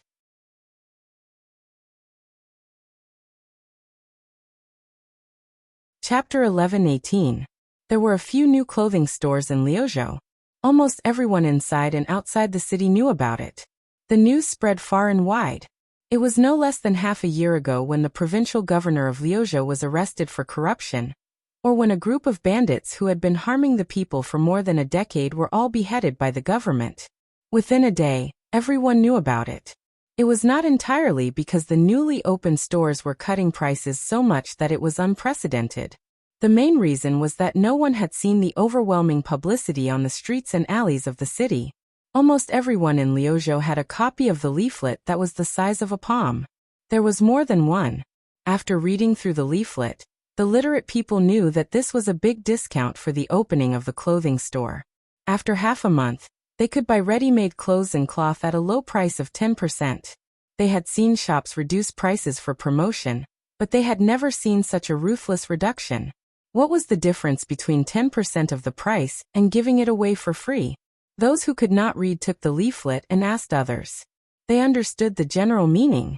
After asking, they were puzzled and in disbelief. A few days ago, the Liu family had cut prices by 10%. Many people already thought that they were taking advantage of the situation. Several stores were crowded with customers. The prices of these newly opened shops had been reduced to only 10%. Compared to the preferential treatment offered by the Liu family, the difference was nearly 10 times. It seemed to be somewhat inadequate. They did not have to worry that the other party would cheat them. The words on the leaflet were very clear. If they wanted to play tricks like raising prices first and then lowering prices, the government would not let them go. On the street, a woman took the leaflet from a shop assistant. After looking at it, she said in surprise, "In a few days, their clothes will be so cheap. If it's true, we have to buy a few more." The man next to her said in surprise, "Didn't you just buy a few days ago? Why are you still buying?" The woman rolled her eyes and said, "Those are from the Liu family. How can the Liu family's things compare to the Lin family's? I've been looking forward to their store opening in Liuzhou for a long time. The prices are so cheap. It would be a waste not to buy them." The man hesitated for a moment and asked, "You bought so many clothes. Can you wear them all?" "I'm a woman. What's wrong with a woman buying a few beautiful clothes?" The woman looked at him and said with dissatisfaction, "Besides, no matter how many clothes I buy, aren't they all for you to see?" What about me? You're a scholar, but you don't even know how to calculate." Buying a piece of clothing from the Liu family is equivalent to buying 2 or 10 pieces of clothing from the Lin family, but it's not even as beautiful as the Lin family. If I buy it this time, I won't have to buy it again this year. Do the math. How much money can you save? What about me? Do you not love me anymore? No. You didn't even buy me clothes. You really don't love me anymore. Did you fall in love with some vixen? Then let's buy it." The man sighed. The Lin family, the Lin family, the Lin family's underwear, the Lin family's perfume and soap, the Lin family's ready-made clothes, and the money he earned from selling his paintings were all given to the Lin family. Fortunately, although his wife spent a lot of money, she always kept her word. If she said she wouldn't buy it this year, she wouldn't buy it again this year. However, it seemed that there were only 2 months left this year. Before the Lin family's ready-made clothes shop opened for business, it had already attracted the attention of countless people. Regardless of how many people would patronize it, at least it was the first time in history that a few small shops could cause such a sensation. On the first day of the shop's opening, several shop assistants and shopkeepers were anxiously waiting, but there were only a few customers. Most of the people who came to take a look were asking if the 90% price reduction in half a month was true. Not a single person was really willing to buy. When the Liu family cut the price by 10%, the shop's threshold was almost trampled to pieces. Now that they had the same price as the Liu family, the shop was deserted. Comparing the two, it was really sad. "Sir, what are you looking at?" Seeing someone come in, a shop assistant hurriedly greeted him. "I heard that your shop will reduce the price by 90% in half a month?" The man looked at the shop assistant and asked doubtfully, "Is it true?" "Absolutely." The shop assistant smiled and asked, "Sir, do you want to look at clothes?" "What do you want to look at?" The man glared at him and said, "Do you think I'm stupid to spend the money of 9 clothes to buy one? Why don't I come back in half a month?" "Sir, take care." Watching the customer leave, the shop assistant's face showed a polite but not awkward smile. "It's over." He walked in front of a manager and said, "If they all come back in half a month, we will lose a lot." Although the manager was also extremely nervous, he still comforted him. "This is only the first day, you have to believe in miss." The second day, all the clothes in the shop were 20% off. There were more customers entering the shop than yesterday, but still no one was willing to buy. The third day, the fourth day, all the clothes and fabrics were sold at 30% off. There were more customers entering the shop, and a few people were willing to buy, but it was only a small number. Several shops added up only sold a dozen pieces. The Liu family. Ha ha. Lu Luo couldn't help but laugh. In the past few days he had been paying attention to the situation of the Lin family's shop, so he was very clear about the situation there. The Liu family's main business was the silk fabric business. He was very clear about the profits. Once the price was cut by more than 50%, it would be a business that would definitely lose money. The more they sold, the more they would lose. What would they earn? Their reputation? He wanted to learn from the Liu family's methods, but he failed. He just had to wait for the Lin family to become a joke in Liuzhou. At that time, he would like to see how that Lin Wanru could be arrogant in front of him. Lu Luo laughed happily, but Xiao'er was about to cry. What should I do? She anxiously paced around in the yard. This was the 4th day. More and more people entered the shop, but only a few were willing to buy. If this continued, the price would continue to drop, and they would lose money. Li Duan ran over with 2 candied haws in his hands. He handed one to her and said, "Sister Xiao'er, don't worry. This candied haw is for you." Xiao'er was not in the mood to eat the candied haw, so she returned it to Li Duan. Li Duan couldn't eat too, so he reached out and handed it to her again. "Aunt Lin, this is for you." "Thank you, Duaner." Lin Wanru didn't refuse. She took the candied haw and gently took a bite. She looked at Xiao'er and said, "Don't worry. You'll know tomorrow." Li knew that there was still someone who understood him. The 60% discount was actually a critical point, and this had been proven in the future. Not everyone had the patience to wait for half a month. The discount price seemed very tempting, but in fact before that, all the goods would be sold out at around 50% off. In fact, it was up to the merchants themselves to decide whether the goods were sold out or not. At that time, the Lin family had quickly opened up the market in Lu province. They used some marketing tactics from time to time. The Lin family ate the meat, while the Liu family and other families could only drink the soup. When they were in Feng province, he had already taught Miss Lin about these tactics. If she hadn't been busy learning how to be beautiful from Rui, she wouldn't have had to do it herself. She could have completely destroyed the Liu family. In comparison, the tactics he taught Xiao, or this time were very gentle. 2 women walked out of a clothing shop in the Lin family. The woman on the left looked back and said, "That fairy dress is so beautiful. I must buy it when it's 50% off." The woman on the right smiled and said, "Great, I like it too. It'll be 50% off in 2 days, so we can buy 2 different sets. We'll come again on that day." "Sure." "That's settled then." The next day, all the goods in the Lin family's clothing shops in Lu province were sold at 40% off. Early in the morning, when the sky was just beginning to brighten, the 2 women met again at the entrance of the shop. One of them looked at the other and said, "Didn't we agree to come together the day after tomorrow?" The other woman looked embarrassed. "I'm just here to take a look." The woman was silent for a moment before she asked, "Don't tell me you're going to snatch that fairy dress from me. I saw you looking at it for a long time yesterday." The other woman said unhappily, "What do you mean by yours? It belongs to whoever gets it first." Behind them, the crowd had already blocked the entire street. "Open the door. It's already so late. Open the door." "That's right. This is how you do business." Someone could not help but step forward and knock on the door. "Open the door. Open the door." One of the workers yawned and opened the door a little. When he opened his eyes, he was stunned. The next moment, he closed the door without hesitation. His face was filled with fear as he shouted, "Shopkeeper, something bad has happened. Someone wants to destroy our shop."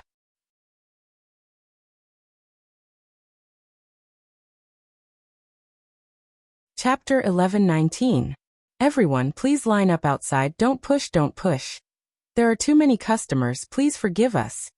The supply is limited. Each person can only buy 5 pieces at a time, 5 pieces at a time.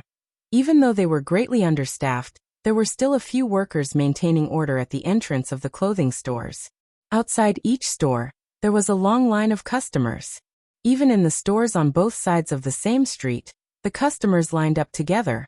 2 days ago, when the Lin family's store reduced the price by 30%, many people were still in a wait-and-see state. After all, the price would be reduced by 10% every 2 days, and no one wanted to spend more money for nothing. But today, when the price was reduced to 60%, everyone couldn't sit still. Although after 10 days, they could buy the goods at the original price at 10% lower. The problem was, before that, what if the goods they liked were bought by others? 60% was already an unimaginably low price. If they were one step late, the goods in the store would be sold out, and what was the use of 10% lower price? This led to the prosperity of several stores today. Inside the shop, the smiles on the faces of all the employees and stewards never disappeared. The depression and worry of the past few days were swept away at this moment. If there were as many customers tomorrow as today, they wouldn't even have to wait for the day when the price would be reduced by 50%, and all their goods would be sold out tomorrow. This time Xiao was in the mood to eat candied haws. She held a hawthorn and a fruit assortment in one hand, looked at her miss and said happily, "Miss, you are really clever. How did you know that the customers today couldn't help it?"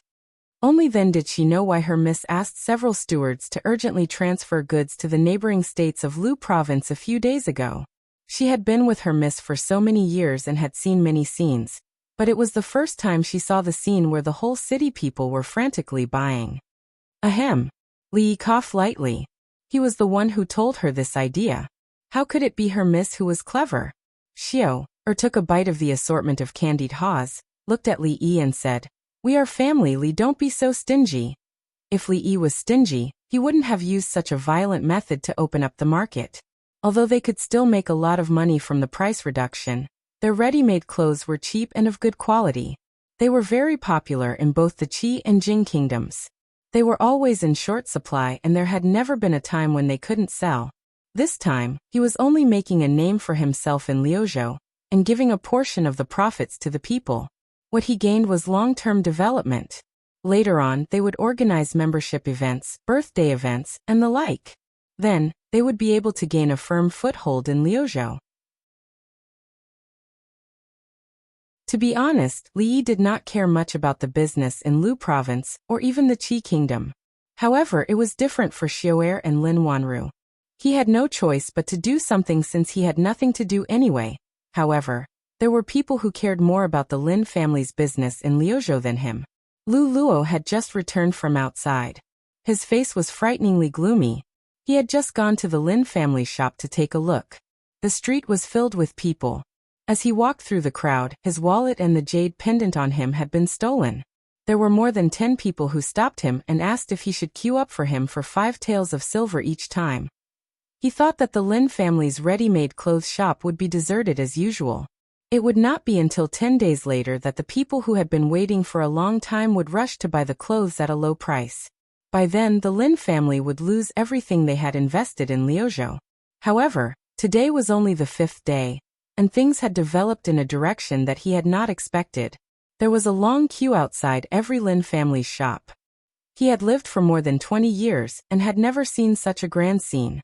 Even the biggest temple fair in Liuzhou City was not as grand as this.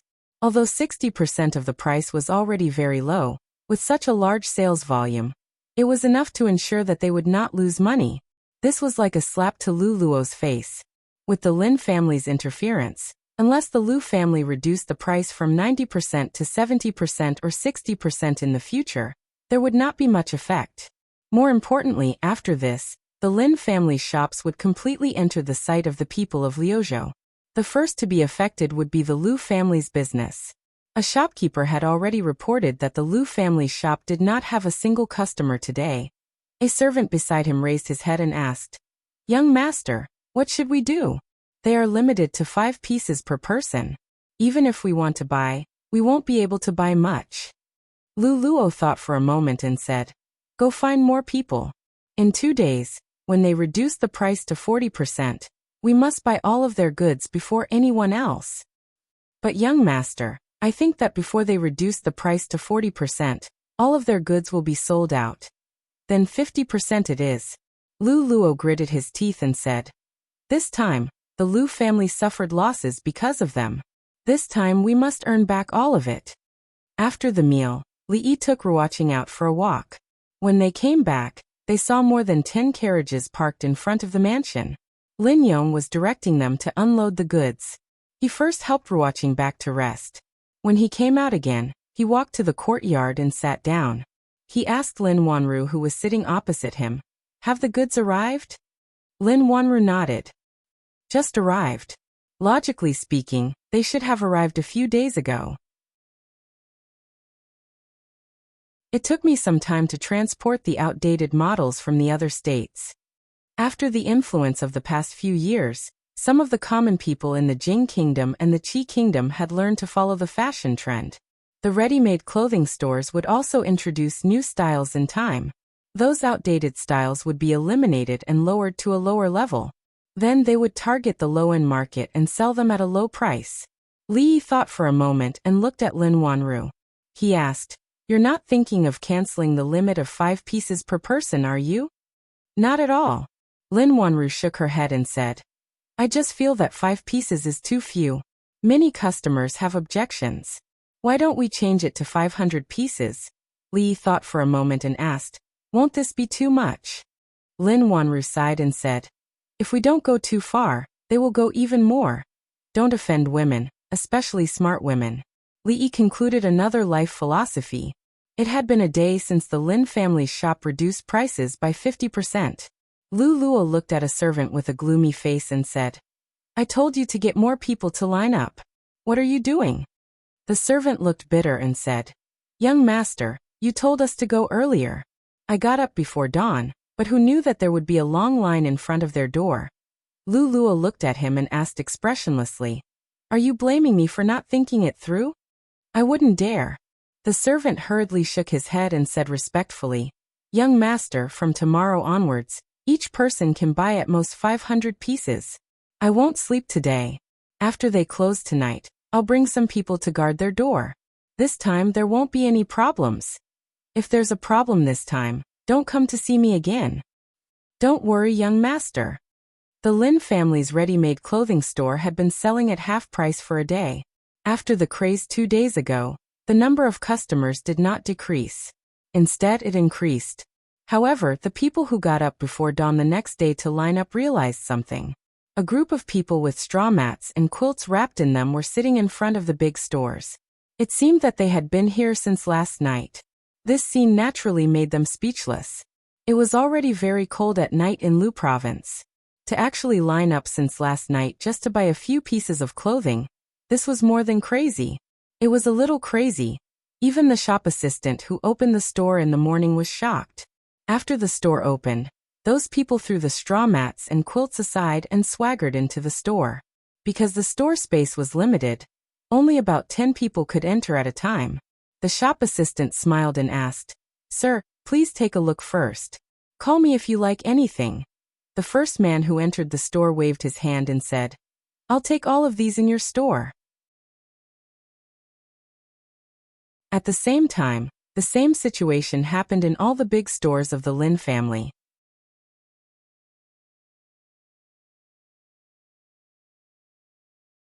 Chapter 11:20. "Sir, how many did you say just now?" The shop assistant was startled and asked with some uncertainty. 500. The man frowned and said, "I want all of these in your shop. If it's not enough, I'll make up for it." The shop assistant looked troubled and asked, "Sir, if you want to buy 500 pieces, what about the customers behind you? What does it have to do with me?" The man looked at him with dissatisfaction and said angrily, "Hurry up, my time is precious." "Sir, cut the crap. Are you selling or not?" "Yes." A steward came over and nodded heavily. He ordered the people behind him, wrap them all up. After that, he pointed to another person.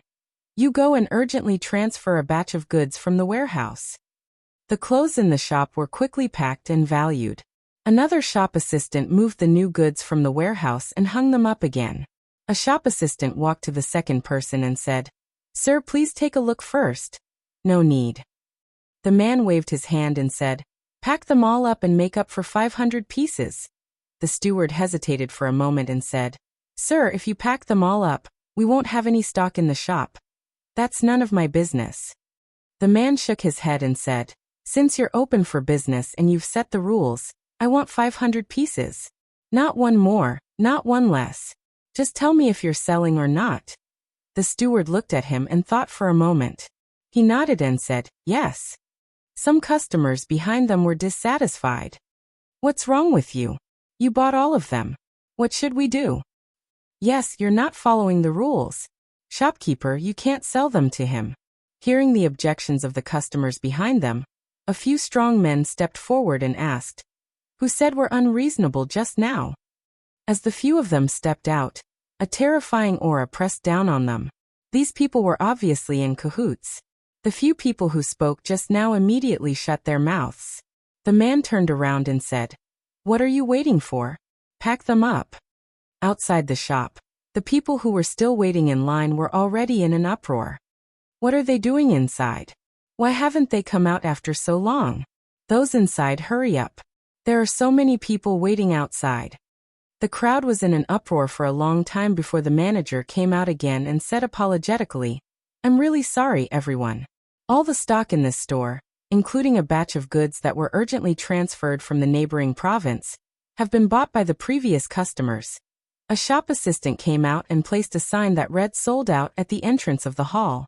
There was a moment of silence in the crowd, followed by a monstrous uproar. "What is this? We came here before dawn to line up, and now you're telling me there's no stock." The shelves were full just now. There were only a few people in front, but they've all been bought out. Who are they trying to fool? Amidst the excitement of the crowd, someone moved the huge box out and onto a carriage that had been prepared in advance. "I know that man. Isn't he a steward of the Liu family?" Someone suddenly exclaimed. "That's impossible. The Liu family has their own clothing store. Why would they buy it here? What's impossible about that? If it were me, I'd do the same. Anyway, the things here are cheap. If we buy them and sell them at a higher price, we'll make a huge profit. The Liu family is so shameless." When did the Liu family stop being shameless? It was not difficult to guess the Liu clan's plan. The people who had woken up early to line up, only to be fooled in the end, felt indignant. However, due to the Liu clan's influence in Liuzhou, they did not dare to argue with them. They could only curse in their minds. Someone looked at the steward and complained, "Yesterday and a few days ago, we had 5 pieces per person. If 5 is too little, you could have changed it to 10. Now the Liu family has taken all of them. What should we do now?" The steward comforted them and said, "Don't worry, everyone. Our store will release a new batch of ready-made clothing in the near future. By then, the price of the old clothes will be reduced by 60%. You're welcome to buy them." Although the crowd was still dissatisfied, they could only disperse after hearing the steward's explanation. Although they didn't manage to buy them today, they would be able to buy them at a slightly lower price in a few days, so their efforts wouldn't be in vain. They could only blame themselves for not coming earlier. Even if they had come 1 or 2 days earlier, they wouldn't have ended up like this. Of course, they also had to blame the black-hearted Liu family. In order to make money, they actually used such shameless means. Only a fool would buy clothes from the Liu family. However, the new ready-made clothing from the Lin family was worth looking forward to, the new ready-made clothing that hadn't been released yet, but Li Yi had already seen it. The style of the clothes was designed by him and Zue Mo together. After the first batch was produced, Rui, Zue Mo, Ruoqing, and Lin Wanru had personally tried them on. They were of various styles, which really made him feel addicted. Unfortunately, Rui didn't seem to be very interested in the new clothes. She usually wore plain clothes, which hadn't changed over the years. As expected, the Liu family really bought a lot of goods. However, what they didn't know was that those were all old and outdated goods. The sales of their ready-made clothes had always been very good. These outdated goods were temporarily put together by countless stores in several states. If it was in a big city like the capital or Qing and prefecture, people with a little bit of status would be laughed at if they went out wearing such outdated clothes. Those goods used to be sold at 20% or 30% off, but now they could be sold at 50% off. They had to thank the Liu family for dumping them all at once. This time, I have to thank the Lin family. Lu Luo had a victorious smile on his face. Although the development of things had deviated from what he had imagined, he still felt some sense of achievement in his heart to be able to make the Lin family suffer such a hidden loss. The head of the Liu family walked in from outside. Lu Luo smiled. "Father." "Don't call me father." The middle-aged man looked at him with a sullen face. The reputation and credibility that the Liu family has accumulated for hundreds of years were almost destroyed in your hands. This is all because of you. The smile on Lu Luo's face froze. What did I do? Tomorrow, reduce the price of those goods you robbed by 20% and sell them cheaply. This way, we can still save some of the reputation of the Lu family. The head of the Lu family looked at him with disappointment on his face. He waved his hand and said, "From today on, you don't have to worry about the business of the Lu family anymore." Lu Luo was shocked and anxious. "Father, why?" The head of the Lu family shook his head. "You are not suitable to do business. The one in the Lin family is much more powerful than you and I can imagine. No wonder the third prince is so protective of the Lin family." This time, he even personally sent a letter to the provincial governor, asking him to take care of the business of the Lin family in Lu province. The third prince personally wrote a letter? After a while, Lu Luo's face turned pale, and he slumped on the chair. The Lin family, Lin Wanru. He clenched his fists and gritted his teeth so hard that they almost broke.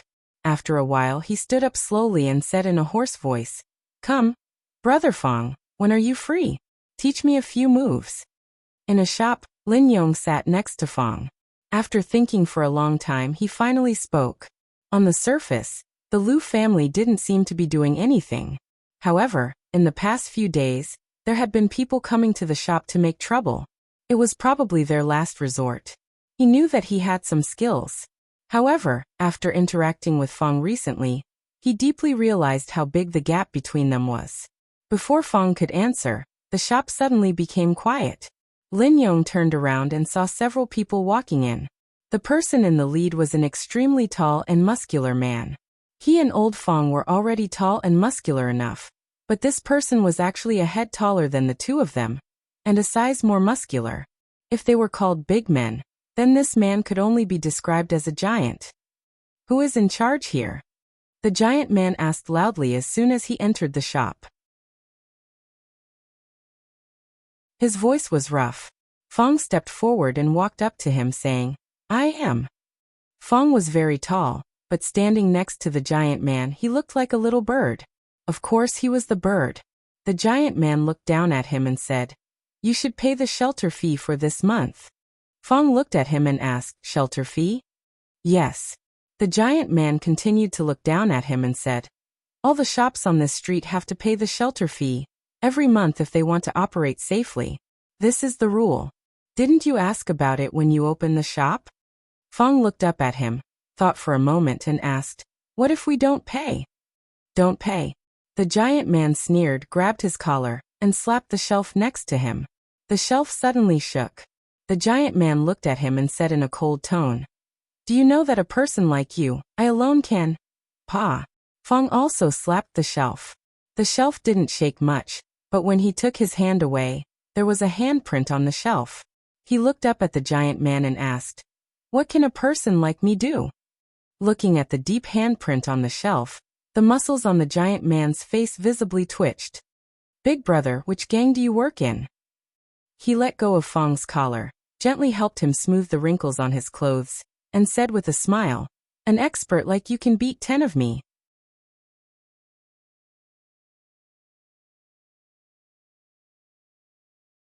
Chapter 11:21. The Lu family helped the Lin family clear the backlog of a few states, and the next day, they sold them out at a very low price, almost as if they were free. It seemed to be more generous than the Lin family's promotion a few days ago. It showed that there were smart people in the Lu family. In fact, for a large clan like the Lu clan to be able to last for decades and even survive the change of dynasties, if they weren't smart enough, they would have long been swallowed up by others. Not even their bones would be left. The Lu family was different from the Lin family. The Lin family was a pure business family, while the Lu family only dabbled in business to accumulate wealth and support the family to do more important things. Business was not the foundation of their family. It was normal for a big family to hand over the family business to a younger generation who was not the eldest son of the legal wife. This time they lost some money, but they won back their credibility. The money was nothing for the Lu family. The head of the Lu family came to the Lin mansion to apologize in person today. He said that everything that happened these days was made by Lu Luo alone, and it didn't represent the position of the Lin family. He had punished Lu Luo severely and hoped that the Lin family wouldn't take it to heart. To show his sincerity, he also brought some expensive gifts. Li Yi estimated that the value of those gifts was several times the loss of the Lu family this time. After the head of the Lu family left, Li Yi was wondering whether all the big families in the Qi kingdom were so polite and kind.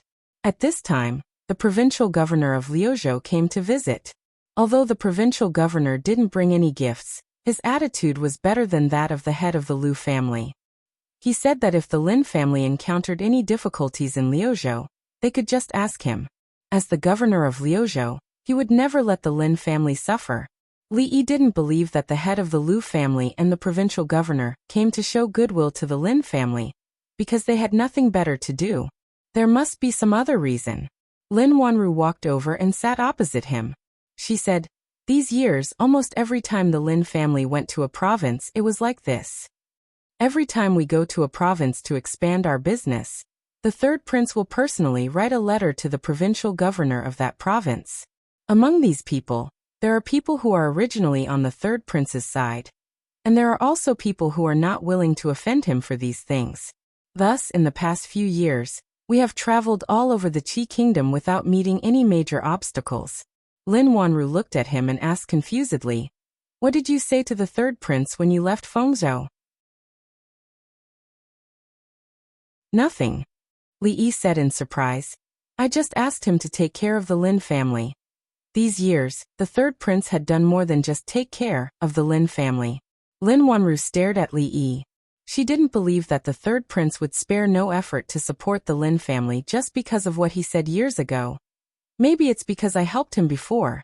Seeing that Lin Wanru was looking at him, Li Yi thought for a while and said, "Once, your first prince sent an envoy to the Jing kingdom, saying that he wanted to unite with our princess royal by marriage. The princess royal is very good at governing the country, and is very important to the Jing kingdom. Of course, I didn't agree. You also know that if Zhao Jing marries the Jing kingdom, the third prince will have no hope at all. I helped him indirectly that time. I think, maybe it's because of this reason." In detail, Li Yi and Zhao Yi weren't considered friends.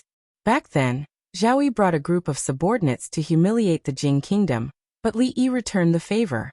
However, not only did Li Yi not hate him, but he treated him with respect everywhere. This was a person who truly did great things. Zhao Yi was really a person with charisma. Even though they were enemies, Lin Wanru couldn't feel any hatred toward him. He had helped the Lin family so much, and he had helped himself so much, but Lin Wanru couldn't do anything for him. To be honest, Li Yi felt a little guilty. Lin Wanru thought about what he said just now and suddenly asked, "Princess Royal is not only important to the Jing kingdom, but also to you." "Ah." Li Yi looked at him, and was stunned for a moment. Then he said, "Yes, very important. We are best friends." Lin Wanru looked at him and suddenly asked, "Am I your friend?" Lin Yong was originally passing by the two of them, but when he heard these words, he suddenly stopped in his tracks. Then he turned around and looked at him with worried eyes. Young Master Li's answer was simply not using his brain. If he answered yes, then Miss Lin and the Princess Royal of the Jing Kingdom were both his friends. He just said that the Princess Royal was his best friend. Didn't it mean that in his heart, Miss Lin was not as good as the Princess Royal? If Miss Lin was unhappy because of this, all the efforts he had made before would be in vain. If he answered no, it meant that he only regarded Miss Lin as a steward. Wouldn't Miss Lin be even angrier? He showed an extremely worried expression on his face. No. Li Yi shook his head decisively. Lin Yong was stunned and couldn't believe his ears. Lin Wanru's expression didn't change much. She looked at him and asked doubtfully, "Why? If it's a friend, it's not easy to make a move." Li Yi looked at him and thought for a moment. He asked, "If you can't get married in the future, will you really not consider living with me?" Lin Yong sighed and shook his head. He turned around and left. Brother Fong was right about one thing. It was something that was set in stone. He shouldn't worry about it. The young miss never asked others if they were friends. Brother Li was also very skilled in dealing with her. There was really no need for her to worry about the matter between the two of them. The only thing he was worried about was that although Li said it in a joking tone, Miss Rui was standing behind him. Would she be unhappy when she heard it? In fact, as soon as Li said that, he realized that he had made a mistake. He said that Emingzu was his best friend. If Lin Wanru asked him if she was his friend, he wouldn't be able to answer this question. He didn't expect that she would actually ask. Fortunately, Li Xian wasn't here. Otherwise, things would be more troublesome. Fortunately, he was quick to react and used this half-joking, half-serious tone to resolve the awkwardness. As expected, a smile appeared on Miss Lin's face. Li Yi once again felt that he was very quick-witted. Lin Wanru looked behind Li Yi and smiled. Rui. Li Yi's expression froze. He only felt a chill on his back. There was no movement behind him for a long time. He finally breathed a sigh of relief. He thought that he was actually scared by such an old-fashioned trick. It was really. A pair of hands were placed on his shoulders, followed by Rui's pleasant voice. Is it easy to lay hands on my wife's younger sister? If I can't get married in the future, should I consider sleeping with you? It had been a long time since Li Yi had flipped a car. Since things had developed to this point, it was useless to be smart. He could only rely on his strong desire to survive. He stood up and walked in the direction of Lin Yong. He asked, "What did you want to discuss with me just now? Let's talk inside." "Nothing." Lin Yong looked at him and said, "I have something to discuss with Fong. I'll leave first." Lin Wanru stood up and walked over. She held Rui's arm and said, "I saw a set of clothes today. It suits you very well. I brought it back. Let's try it on in the room." Facts proved how important it was to have a qualified wingman in a battle. Some seemed to be wingmen, but in fact, they were spies arranged by the opponent in their own camp. When you were up, down, left, and right, they would aim their machine guns at your engine. Li Yi decided to entrust Fong to educate Lin Yong. Fong had just pulled Lin Yong to sit down when someone walked in from outside and said loudly, "Lin Yong, where's Miss Lin?" Lin Yong turned around and looked at the fat man who walked in. He said in surprise, "Fatty Qian, why are you here?" "Don't mention it. My father asked me to come to Liuzhou to expand my business and learn more from Miss Lin," the fat man said. He looked at Li Yi with a trace of doubt on his face. He suddenly asked, "Brother, have we met somewhere before?" Li Yi turned to look at Lin Yong and asked, "Do you have a copper coin?" Although Lin Yong was surprised, he still searched his body and found a copper coin. Li Yi threw the copper coin to the fat man and said, "We're even."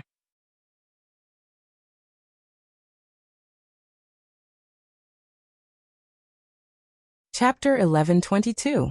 Li Yi had a deep impression of this young man named Qian Duoduo. Ever since he came to this world, he had only worried about money twice. The first time was when he first arrived at Willow Leaf Village. In order to feed his family, he ran around every day and tried all kinds of methods. The second time was when he was in Fengzhou. Mississippi Lu was injured. They were penniless and needed tens of thousands of taels of silver to buy medicine. Fortunately, they survived both crises safely. The first time was because he thought of many ways to make money, including selling paintings, candied fruits, and rui nectar. The second time was because he met the Boy of Wealth. The Boy of Wealth. If Qian Duoduo hadn't been so generous, he wouldn't have had so much money to buy those precious herbs. Mississippi Lu's illness wouldn't have recovered so quickly. Even though they had exchanged the goods and money at the time, Li Yi still owed him a copper coin in cash. He owed him for 5 years. He didn't like to owe favors, especially to men. He didn't like to owe money either. At first, Qian Duoduo only felt that the young man was familiar. Although he had never seen him before, he felt a sense of familiarity at first sight. It seemed that they had known each other for many years. Until he heard his voice, until he caught the coin. He finally understood that the person in front of him was the brother who had a great impact on his life, and pulled him from the wrong path to the right path.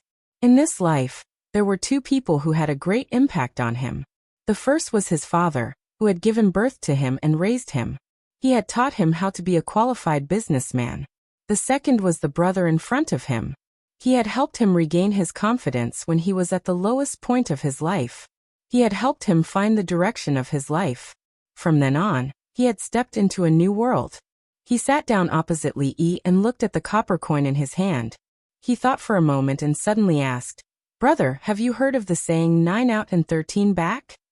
In a pawnshop, the pawnshop would only pay 9 taels for an item worth 10 taels. 3 months later, the pawnbroker would have to pay 13 taels to redeem the item, which was called 13 return. What Qian Duoduo meant was that when he owed them, it was 1 copper coin. 5 years later, it would be more than 1 copper coin. Li Yi looked at him and asked, "Do you know what happens when a fatty falls from a building?" "Become what?" Qian Duoduo shook his head in confusion. "Damn fatty." After Li Yi explained it to him, he looked at Qian Duoduo again and asked, "Have you heard of the 9 out and 13 returns?" Qian Duoduo shook his head. "Never heard of it."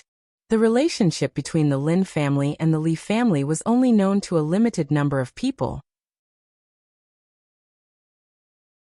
However, the relationship between the Lin family and the Qian family was known to almost everyone in the Qi kingdom. It was not clear to outsiders whether the Lin family or the Qian family was wealthier. In any case, there were not many families that were wealthier than both of them.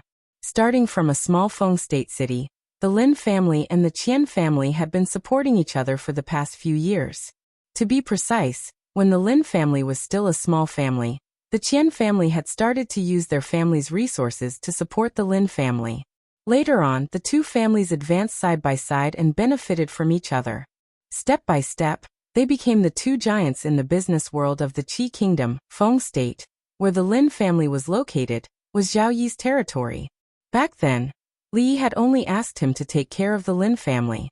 He did not expect him to be so honest. In just a few years he had pushed the Lin family to where they were today. The Qian family had contributed a lot to this. Li Yi had long heard from Lin Wanru that the Qian family had provided a lot of support to the Lin family from the beginning. The god of wealth, Qian, lived up to his reputation. 5 or 6 years ago, he had made his business the largest in Feng state. In recent years, he had followed the third prince to the capital and made his business the largest in the Qi kingdom. Even the current Lin family was not as rich as the Qian family. As the only son of the god of wealth, Qian Duoduo naturally attracted a lot of attention. However, what attracted the most attention was not the background of the Qian family, nor was it his extraordinary talent in business. It was the fact that every time he went to a place, the local scholars would tremble with fear. Some of the more famous ones would even avoid him and not appear within a 10-mile radius of him. On the contrary, the brothels all over the country were especially welcoming to him. This was not only because he was generous and often spent a lot of money, but also because he was acquainted with the legendary #1 scholar in the Jing kingdom. This matter had become a common knowledge in the Qi kingdom. Qian Duoduo had once become famous in the Qi kingdom because of more than 10 excellent poems. Although it was later found out that those poems were written by someone else, this someone was not just any random person. He was the #1 scholar in the Jing kingdom. His poems were not only widely spread in the Jing kingdom, but also known by everyone in the Qi kingdom. Zhao Xiuwen, the sage of poetry in the Qi kingdom, once said bluntly in public, "Today there is only 1 stone. Li Yi alone has 8 stones. I have 1 stone, and the whole world has 1 stone." Although the possibility of Zhao Xiuwen boasting after drinking could not be ruled out, for Zhao Xiuwen, who had always been extremely conceited about his talent, to say such words, it was clear to see how much he admired the #1 scholar in the Jing kingdom. Moreover, almost every scholar in the Qi kingdom had a copy of Li Yi's book of poems. Before someone could produce more poems than him, and of better quality, no one had the right to refute Zhao Xiuwen's words. Of course, this had nothing to do with Qian Duoduo, because his poems were all given to him by others. In the beginning, many scholars expressed an extremely disdainful attitude towards this, labeling Qian Duoduo as a big idiot, a plagiarist, and shameless. Later on, for some unknown reason, no one dared to say such things. Now, in the hearts of scholars, Qian Duoduo was no less than a demon that could stop a child from crying at night. It was said that when a few famous scholars in Lu province heard that he had arrived in Lu province, they fled the state capital overnight and built a hut to live in. These were all things that Li Yi only found out later. In the end, Qian Duoduo did not dare to play the game of 9 out of 13 returns with him. He was discussing something with Lin Wanru on the other side. Lin Yong looked over there, and after a moment, he retracted his gaze, shook his head and said, "This young Master Qian is really strange." Fong also looked over there and said in surprise, "What's strange? Other than being a little fat, what's strange about him?" "You don't know." Lin Yong looked at him, shook his head, and said, "At that time in Feng Province, young Master Qian had always been the target of ridicule by scholars. Everyone looked down on him, and he could be said to be the joke of Feng Province City. Later on, I don't know what happened, but when those scholars saw him, they were like mice seeing a cat. When they walked, they would hide. His entire personality seemed to have changed. In the past, he hated scholars the most, but now wherever there was a poetry meeting, wherever there was a scholar, he would go. Generally speaking, a person's personality wasn't the same, but it wasn't without reason that it would change at will. Suffering a major setback, or encountering a major turning point in life, would lead to a sudden change in personality. Or he met a life mentor, who pointed out the direction of his life, and lit a lamp to illuminate the road ahead. Li did not know why Qian Duoduo's personality had changed like this. But looking at him now, it was much better than being bullied and swallowing his anger. As for the sudden change in the scholar's attitude towards him, he did not know whether it was related to other things. In the early years, Lin Wanru would occasionally write to him, and she would mention some strange things in Feng Province City. For example, a famous scholar was found naked in the street in the morning, wearing only a crotch cloth. His nose was bruised and his face was swollen, and his body was full of footprints. That was not all. During that time, the overall quality of the scholars in Feng Province City had declined. Almost every day, scholars who visited brothels and did not pay were caught in public at poetry meetings.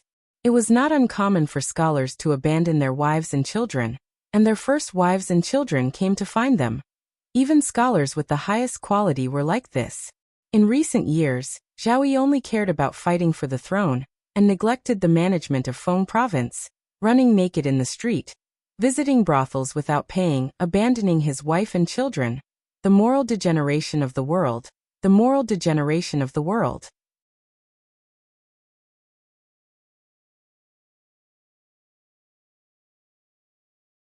Chapter 11:23. The business of the Lin family and the Qian family were closely related in many ways. According to Qian Duoduo, the reason why he came to Liuzhou was that his father, the god of wealth Qian, felt that Miss Lin was very good at doing business and asked him to come over to learn some things. Qian Duoduo was the son of the god of wealth Qian, but he did not inherit the god of wealth Qian's ability to make money. Instead, he figured out a lot of his ability to spend money. Moreover, he was a very strange person. When he was generous, he would spend a lot of money without batting an eyelid. When he was stingy, he would remember a copper coin for 5 years, and he still remembered Jiu Qian. 9 out 13 back. Qian Duoduo and Lin Wanru talked for a while. When he walked over again, he suddenly stopped in front of Li Yi and bowed to him. Li Yi said in surprise, "What are you doing?" Qian Duoduo looked up at him and said seriously, "Brother Li has given me a new life. I deserve this bow." Feng and Lin Yong looked at him, and then at Li Yi in surprise. Feng didn't know Qian Duoduo, but Lin Yong knew him a long time ago. However, he didn't know when the Li brothers had given him a new life. Li Yi waved his hand and said, "It's a small matter. You don't have to be so polite. It's a small matter for Brother Li, but it's a big matter for me." Qian Duoduo shook his head and said solemnly, "Brother Li once told me that money should be spent wisely. In the past, I spent 1,000 taels of silver, but I couldn't win the smile of the prostitutes in the brothel. Instead, I was laughed at by those poor scholars. Those years I was really bitter." Qian Duoduo's tone was sad. Speaking to this point, his tone changed and he said, "Later, after Brother Li's advice, every time I went to a place, I spent 100 taels of silver, and I could subdue all the idlers in the city. Whoever laughed at me, I let them beat them up. I spent another 100 taels of silver, and I could spread the news that they visited prostitutes without paying. I spent another 100 taels of silver, and the whole city knew that they didn't pay for prostitution. I spent another." Stop. Seeing Qian Duoduo's spittle flying, Fang and Lin Yang's eyes began to change. Even Lin Wanru came over. Li Yi hurriedly reached out and stopped him from continuing. If he allowed him to continue slandering him out of thin air, his lifelong reputation would be ruined in a day. At that time, how old Fang and Lin Yong would think of him wasn't important. How did Miss Lin see him? Her impression of him had worsened. What if he couldn't make a move against her in the future? Qian Duoduo didn't continue. He bowed to him again and said, "I've always wanted to say thank you to Brother Li in person. I've finally waited for you today."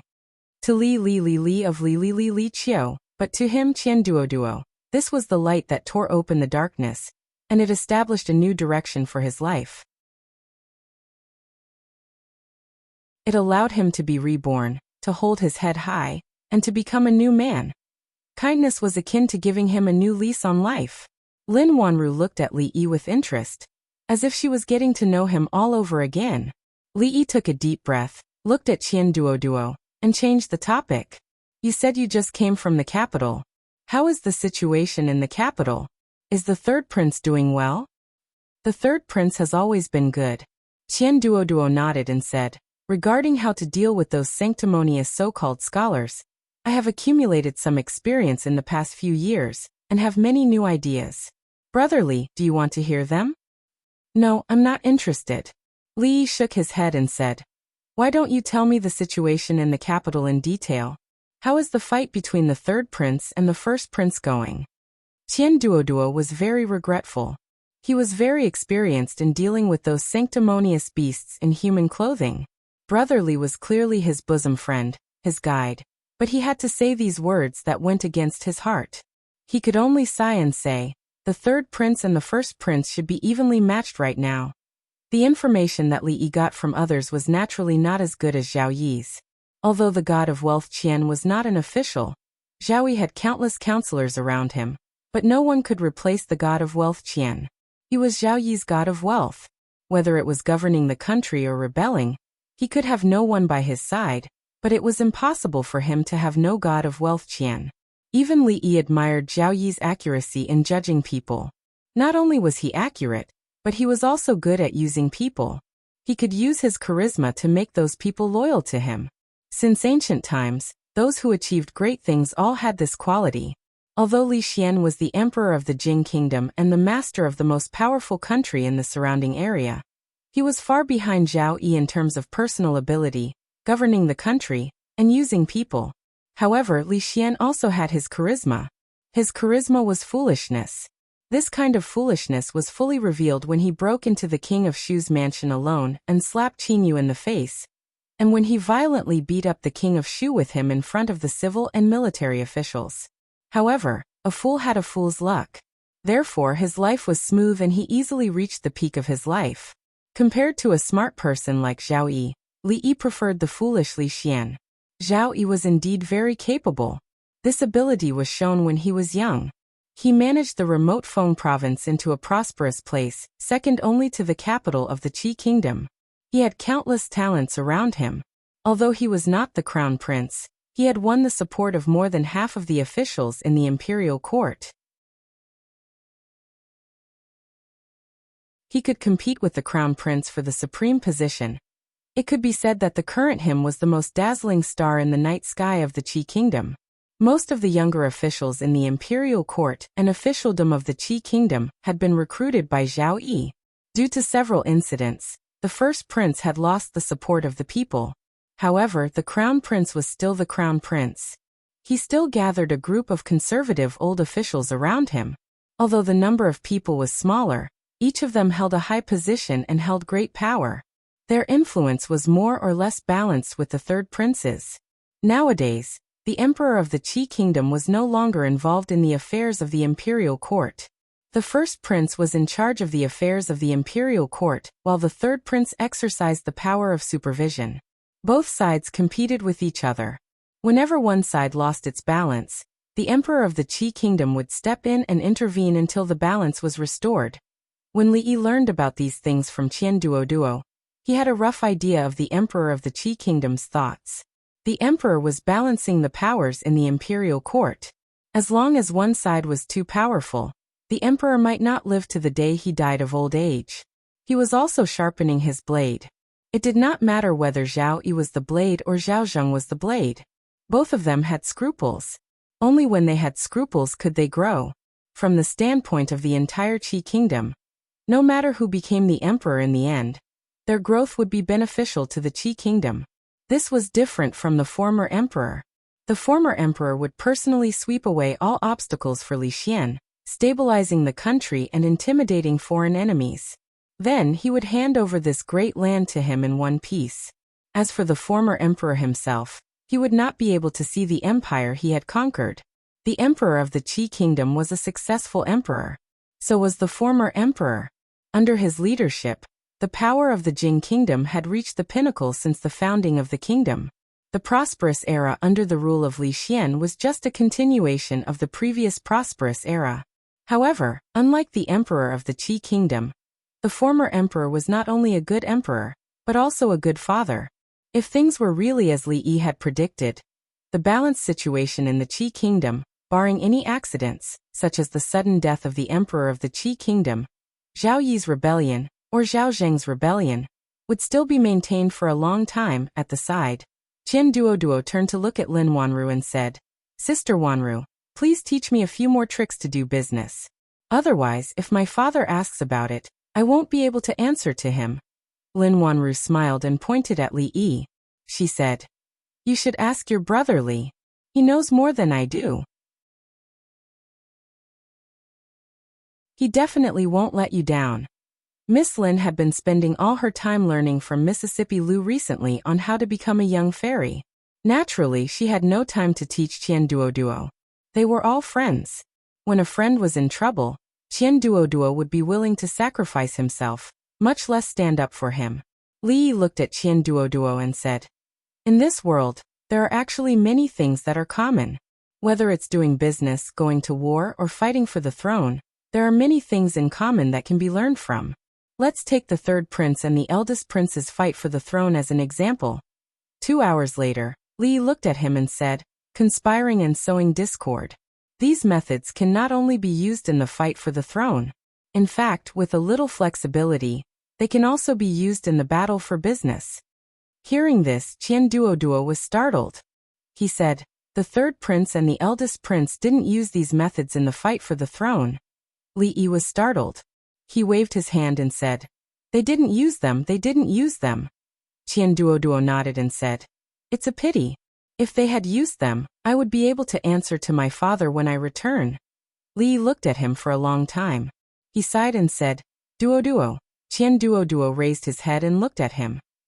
"Let's not talk about doing business or fighting for the throne." Li Yi shook his head and said, "Tell me, what good methods do you have to deal with those sanctimonious beasts in human clothing?" Hearing this, Qian Duoduo immediately became excited. "Let me tell you."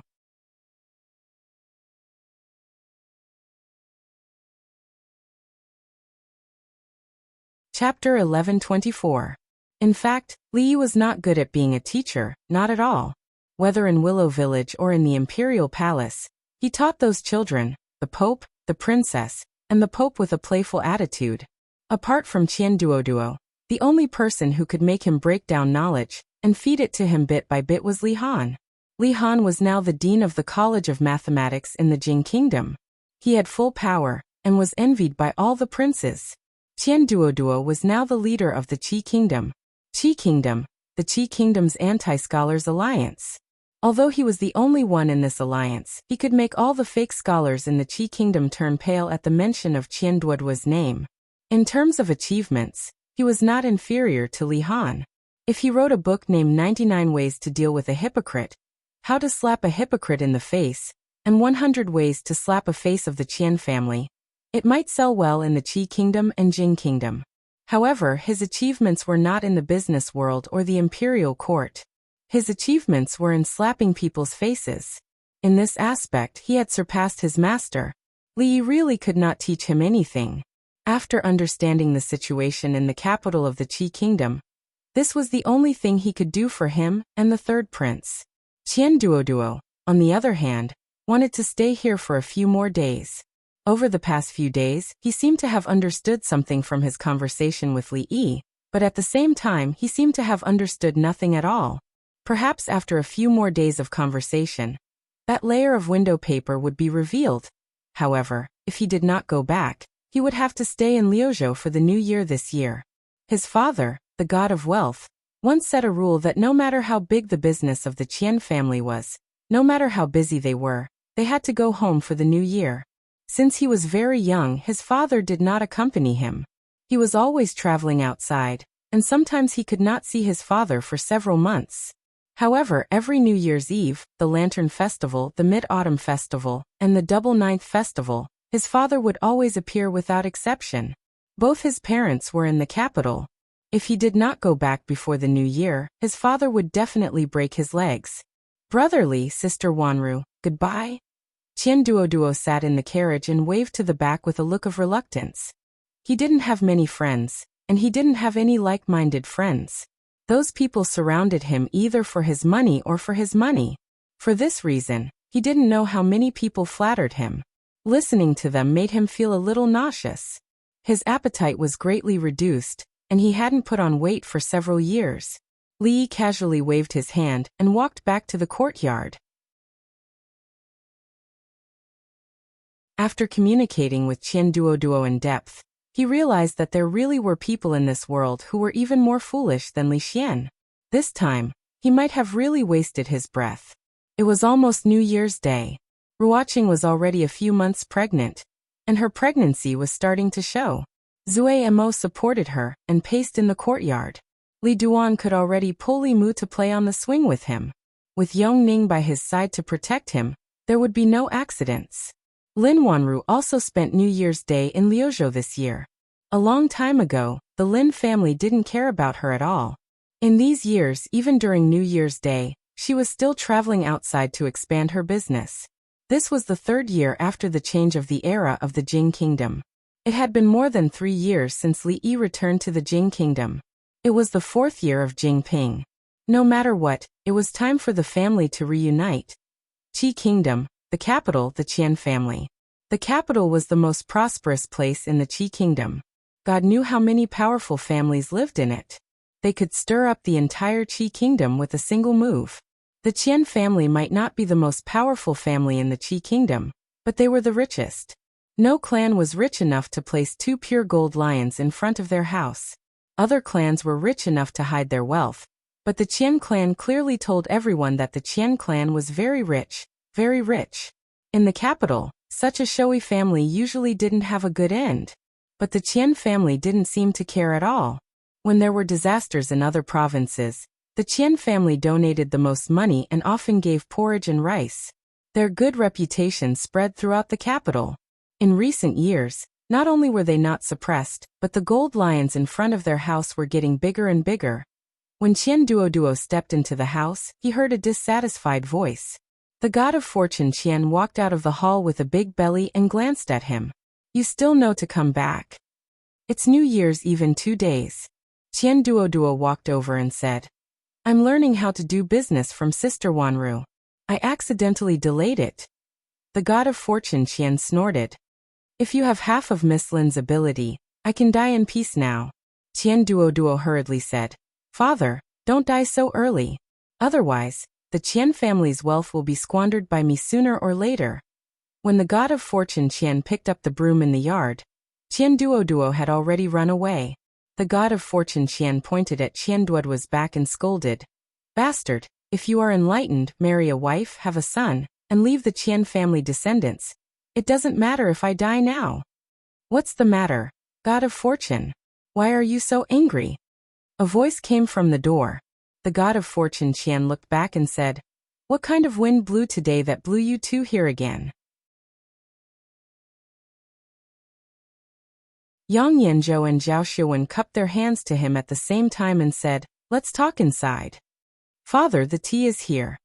Qian Duoduo came over with a few cups of tea and turned to leave. Stop. The god of fortune Qian glanced at him and said, If I die, the Qian family will be handed over to you. You just stand here and listen. Learn more from the 2 adults. Qian Duoduo scratched his head. Father, didn't you not let me learn from those scholars? You said that they only rely on their words and have no ability. Sister Wanru alone is worth thousands of them. Shut up. The god of fortune Qian glared at him, looked at the two people in front of him, and said, "What orders does the third prince have this time?" Yang Yanzhou and Zhao Xiuwen's expressions were calm. They were used to this young master Qian talking like this. When it came to making money from doing business, the two of them added up. Thousands of them might not be as good as the god of fortune Qian and Miss Lin. Although the entire Qi kingdom only had one Miss Lin, they still couldn't refute it. Zhao Xiuwen coughed lightly and said, "It's like this. Recently, when His Highness sent people to check the accounts of the Ministry of Revenue, he found some problems in some places. He suspected that the accounts of the Ministry of Revenue had been tampered with.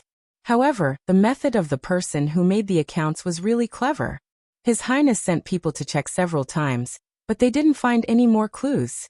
Yang Yanzhou continued, "It's certain that there is a problem with the accounts of the Ministry of Revenue. They are so careful to hide it. There must be a bigger problem. The minister of the Ministry of Revenue is the Crown Prince's man. If we can take this opportunity to bring him down, it will be like cutting off one of the Crown Prince's arms. If we can take this opportunity to help our people get promoted, it will be of great help to His Highness."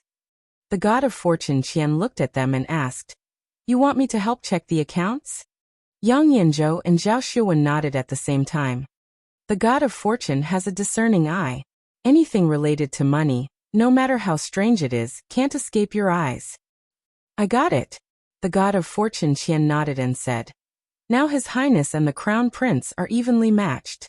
The courtiers on the Crown Prince's side are deeply trusted by him and are loyal to him. It is impossible for them to be used by me. Every time one of them is removed, their power will be weakened. The position of the Minister of Revenue is special. If," as the god of fortune Qian spoke, he glanced at Qian Duoduo, who was next to him, tilted his head and curled his lips. He was still talking to himself. It seemed that he was quite disdainful of this. He was angry and said angrily, "What are you talking about? Come on, I won't say it. You say it." Qian Duoduo was stunned. "What did I say? You don't know anything. Why don't you listen to me?" The god of fortune Qian couldn't help but kick his butt. "Do you think that it is enough to do business? There are many ways to do it. You don't know anything about the affairs of the court. How can I trust you to take care of the Qian family? Father, why don't you understand this truth?" Qian Duoduo shook his head and said, "In this world, in fact, many things are common. Doing business, fighting, or fighting for the throne. There are many common points that can be used for reference. Take the third prince and the first prince fighting for the throne as an example. In fact, this is the same as doing business. Isn't it just robbing people from each other? It is not so difficult." When Qian Duoduo said this, his tone suddenly paused. He waved his hand and said, "Why am I saying this? You continue. I will listen carefully."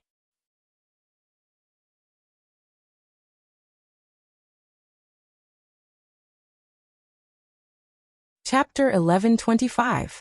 Isn't it just robbing each other? How can it be so difficult? Money God looked at Qian Duoduo. There was such an idiot beside him, which made him a little sad.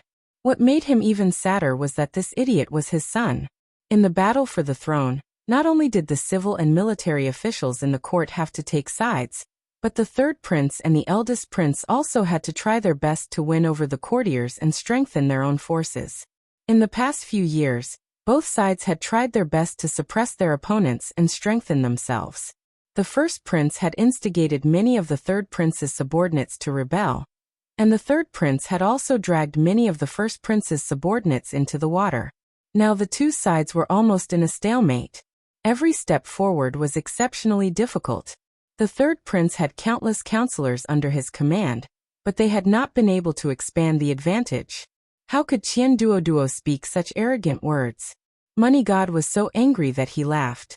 He stood up from his seat, pointed to the chair and said to Qian Duoduo, "You sit down." Qian Duoduo hurriedly said, "I am not tired." You sit down, you sit down." Money God took off a shoe, held it in his hand and said impatiently, "Don't talk nonsense. Just sit down." Tian Duoduo hurriedly sat down. If he didn't sit down this time, his father would beat him with the sole of his shoe. It doesn't matter if you don't understand at such a young age, but it is taboo to speak such arrogant words. Money God looked at him and said, "Tell me, how is the battle for the throne the same as doing business?" Tian Duoduo looked bitter. "I just said it casually." Money God looked at him and patted the sole of his shoe in his hand. "What you were talking about just now was how to rope in the first prince's subordinates or make them fall into chaos, right?" Tian Duoduo immediately said, "Father, think about it. A few years ago, you took a fancy to the steward of the Wan family. How did you trick him into coming over?" "You mean the steward of the Wan family?" Money God thought for a moment and said, "Can that be called cheating?" His talent was buried in the Wan family, and he only received a few hundred taels of silver a year. I bought him a house with 3 entrances in the capital for 10,000 taels of silver a year. Why didn't he follow me? That's right. Tian Duoduo patted his thigh and said, "We can also buy a few houses in a good location in the capital." Hearing this, Yang Yanzhou and Zhao Xiuwen both shook their heads. Even young Master Qian could think of a method. How could they not think of it? This was because, in this world, not everything could be done with money. Both sides tried to use this method to bribe the other party's officials, but the results were minimal. After all, this was a fight for the throne. One wrong step could lead to a bottomless abyss. No one dared to bet the lives of their entire family on a house. That's all you want to say? Money God of Fortune slapped the soles of his shoes faster. He narrowed his eyes and asked, "What if they don't accept it?" "What do you mean?" Tian Duoduo looked at him in surprise and said, "I mean, the price of houses in the capital has been rising. If you buy it now, you definitely won't suffer a loss." Money God narrowed his eyes and said, "Do you think I don't know that houses in the capital will rise? What I mean is..." Seeing that the sole of the shoe was getting closer and closer to his face, Tian Duoduo hurriedly said, "We can buy a few houses and hang Lu residence, Chen residence, Ma residence, and so on. This is our Qian family's house. Why would we hang other people's names on it? Wait for the appreciation." Breathing heavily, Money God of Fortune raised the shoe in his hand and slapped it toward Tian Duoduo's head. Halfway through, he suddenly stopped. He seemed to have thought of something and murmured, "Lu residence, Chen residence, Ma residence." He put on the shoe and looked at Tian Duoduo, making the latter feel creeped out. He reached out and pulled Tian Duoduo's face. Tian Duoduo shivered and said, "Father, what are you doing? I want to see if you are my son." Money God of Fortune reached out and pulled his face, saying, "No mask. Are you bewitched?" Yang Yanzhou looked at him in confusion. Money God of Fortune. Money God of Fortune moved another chair over, looked at Tian Duoduo, and said, "Tell me." They looked at Tian Duoduo again. "You scholars, how can you be so stubborn?" Tian Duoduo frowned, looked at him, and said, "Did you send someone to bribe the great prince's people?" There was nothing to deny, so Yang Yanzhou nodded. Tian Duoduo asked, "Did you succeed?" "Failed." "Why did you fail?" "They didn't accept it." "If they don't accept it, you won't give it to them?" Tian Duoduo looked at the two with disappointment and asked, "Where is your sincerity?" Yang Yanzhou, Zhao Xiuwen, let me say it. If these two died of anger in the Qian manner, he couldn't explain it to the third prince. Money God of Fortune waved his hand and said, "What Duoduo means is that our Qian family will pay to buy a few mansions in the capital and hang the names of the great prince's officials. It doesn't matter if they accept it or not, they will give it to us." Sowing discord? Yang Yanzhou frowned and said, "Will the great prince believe such groundless things?" Tian Duoduo thought about it, looked at him and said, "Lord Yang, yesterday I accidentally saw Madame Yang and a strange man kissing in a small forest outside the city." "Pa!" Yang Yanzhou suddenly slammed the table, looked at him and said angrily, "My wife and I were at home all day yesterday. Don't you dare spread rumors." Tian Duoduo asked, "When did you not stay all day?" "The day before yesterday, my wife went back to her parents' home." Tian Duoduo slapped his thigh and said, "Look at my memory. I'm sorry, I remembered wrong. It was the day before yesterday." "You Yang Yanzhou glared at him but was pulled back by Zhao Xiaowen. Zhao Xiaowen was stunned. He looked at Qian Duoduo as if it was the first time he had met him. Yang Yanzhou was also a smart man.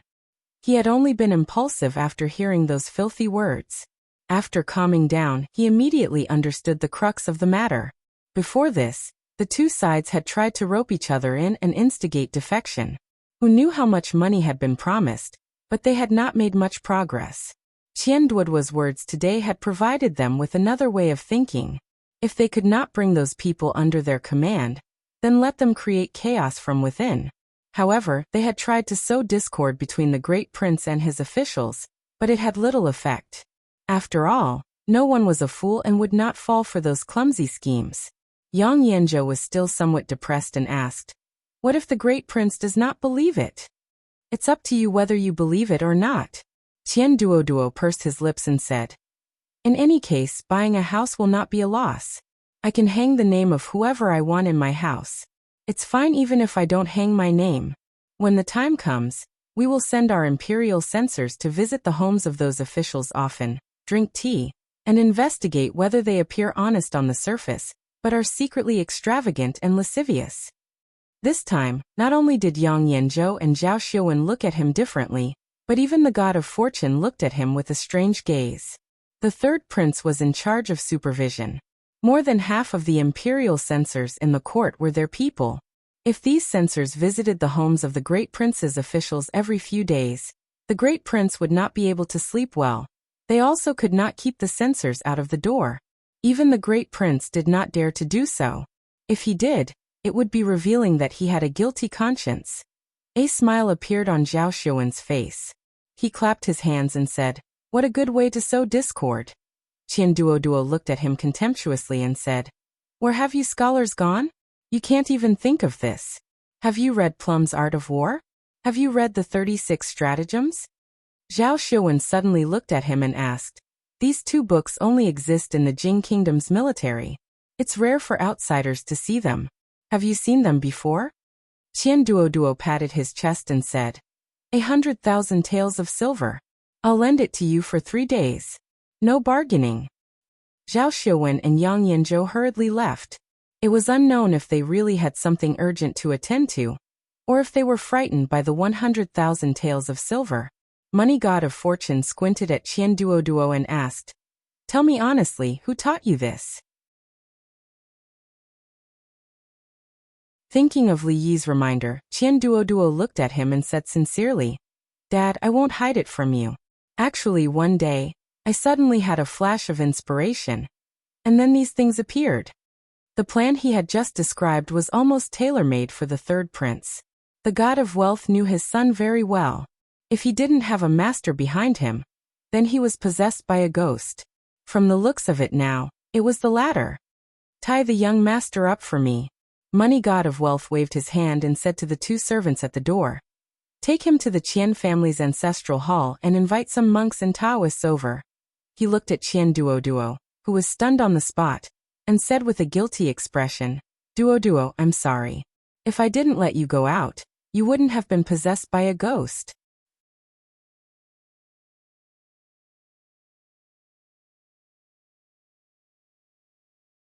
Chapter 11:26. Prince Heng's residence. The first prince, Zhao Zheng, was pacing back and forth in the hall with a gloomy expression. An old man walked in from outside the hall.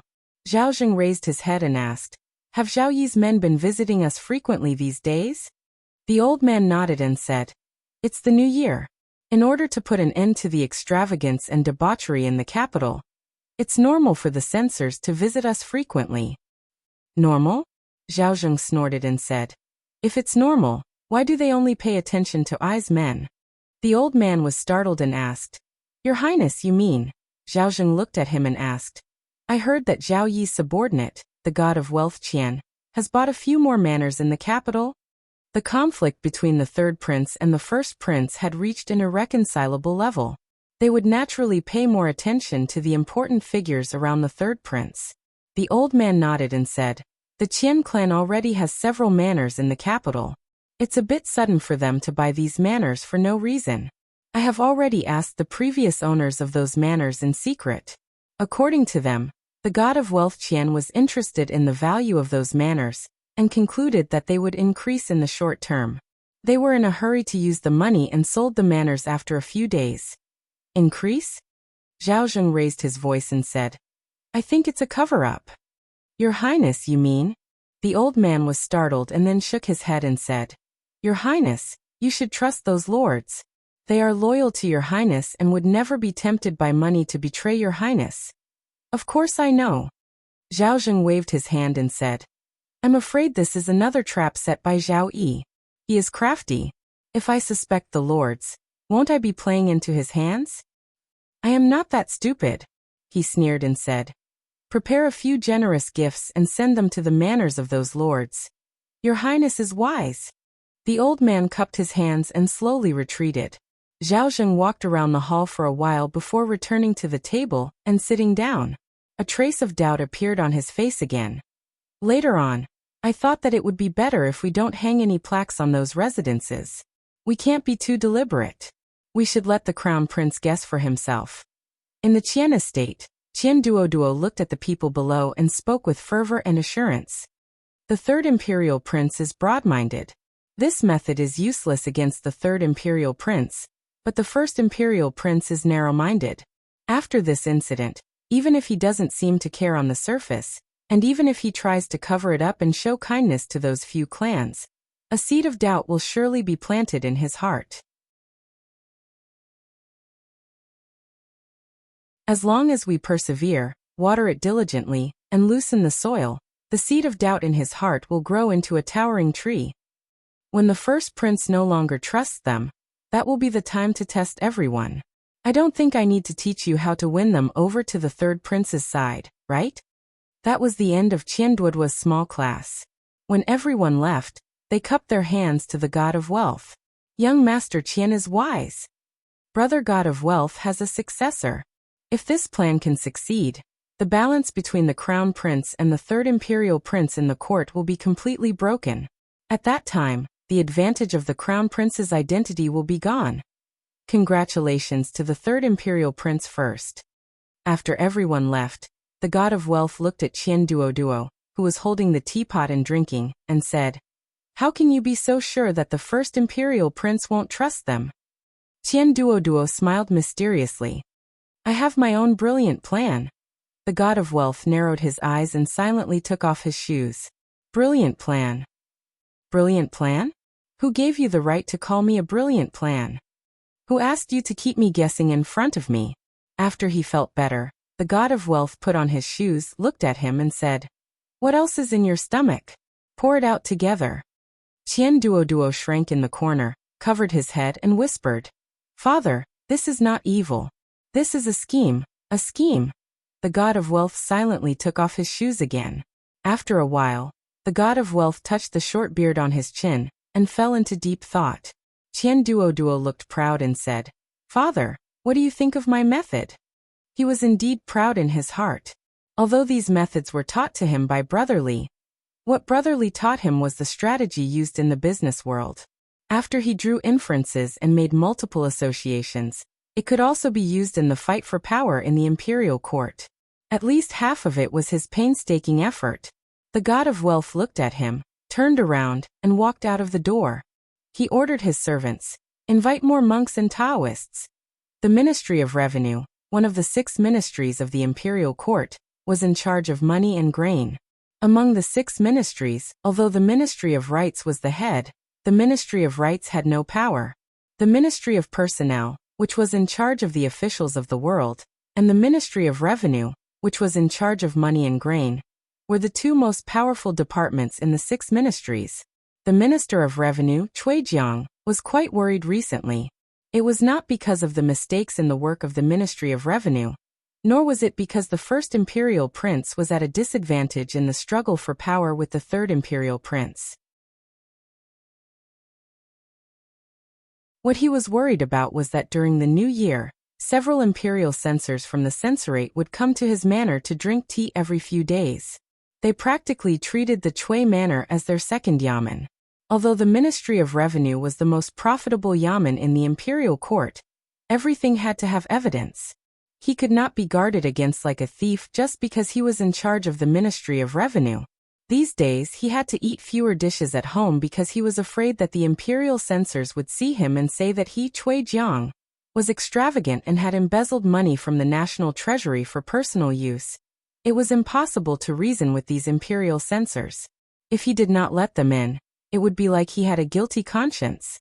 It was very likely that they would bring the imperial guards with them next time. Let them in. Who didn't know that he, Cui Jiang, was the first prince's man? The imperial censorate was practically the third prince's backyard. People who didn't know better would think that he, Cui Jiang, had betrayed the first prince and was in cahoots with these people. Fortunately, the first imperial prince's eyes were like torches.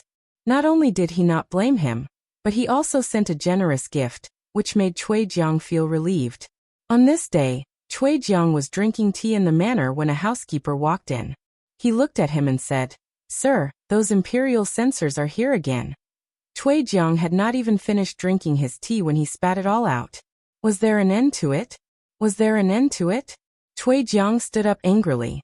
With a face full of anger, he strode out of the room. As he walked out, the anger on his face melted like ice. He cupped his hands to the people in front of him and said, "Sirs, have you had breakfast? Do you want to eat together?" One of them cupped his hands to him and said, "Sir Cui is too polite. This time, we have come to discuss something with Sir Cui." Cui Jiang smiled and said, "Sirs, please come in and discuss in detail."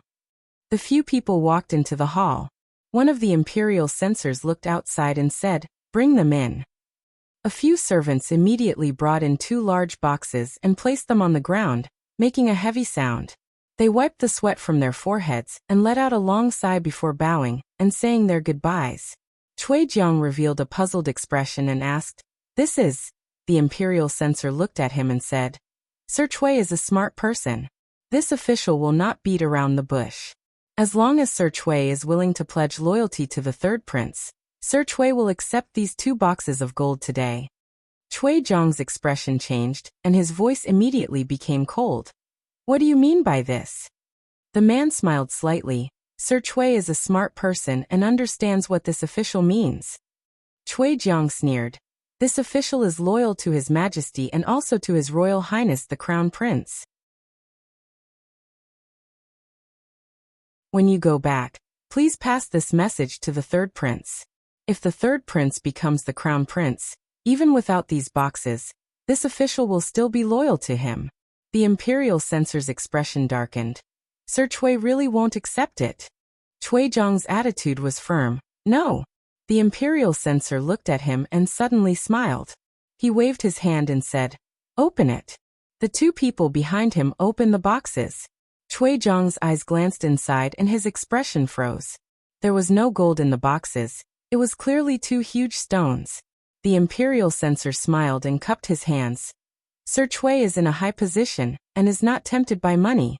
You are truly a role model for our generation. I admire you, admire you." Cui Jiang's eyes were filled with confusion. "What do you mean by this?" Being in the imperial court, one cannot do as they please. Everyone has their own master, and there is nothing wrong with that. We only received an anonymous report saying that Sir Cui likes to accept bribes and is using his position for personal gain. The imperial censor looked at him and then at the people behind him and smiled. "Look, he is not tempted by such a large amount of money. This is enough to prove that Sir Cui is an honest official. In the future, do not listen to rumors and slander a loyal official." The people behind him immediately bowed and said, "This lowly official understands. I hope Sir Cui will not take offense at our intrusion." While Cui Jiang was still confused, the imperial censor looked at him and smiled. "It is not convenient to move these stones around. Just leave them here. Sir Cui will have someone take care of them." The people left just like that. Cui Jiang stood in the hall and looked at the 2 boxes with the stones. He waved his hand and said impatiently, "Ridiculous. That you're tuning in to the Echoes of the Heart YouTube channel. Don't forget to subscribe and join us on this journey to catch the most captivating stories.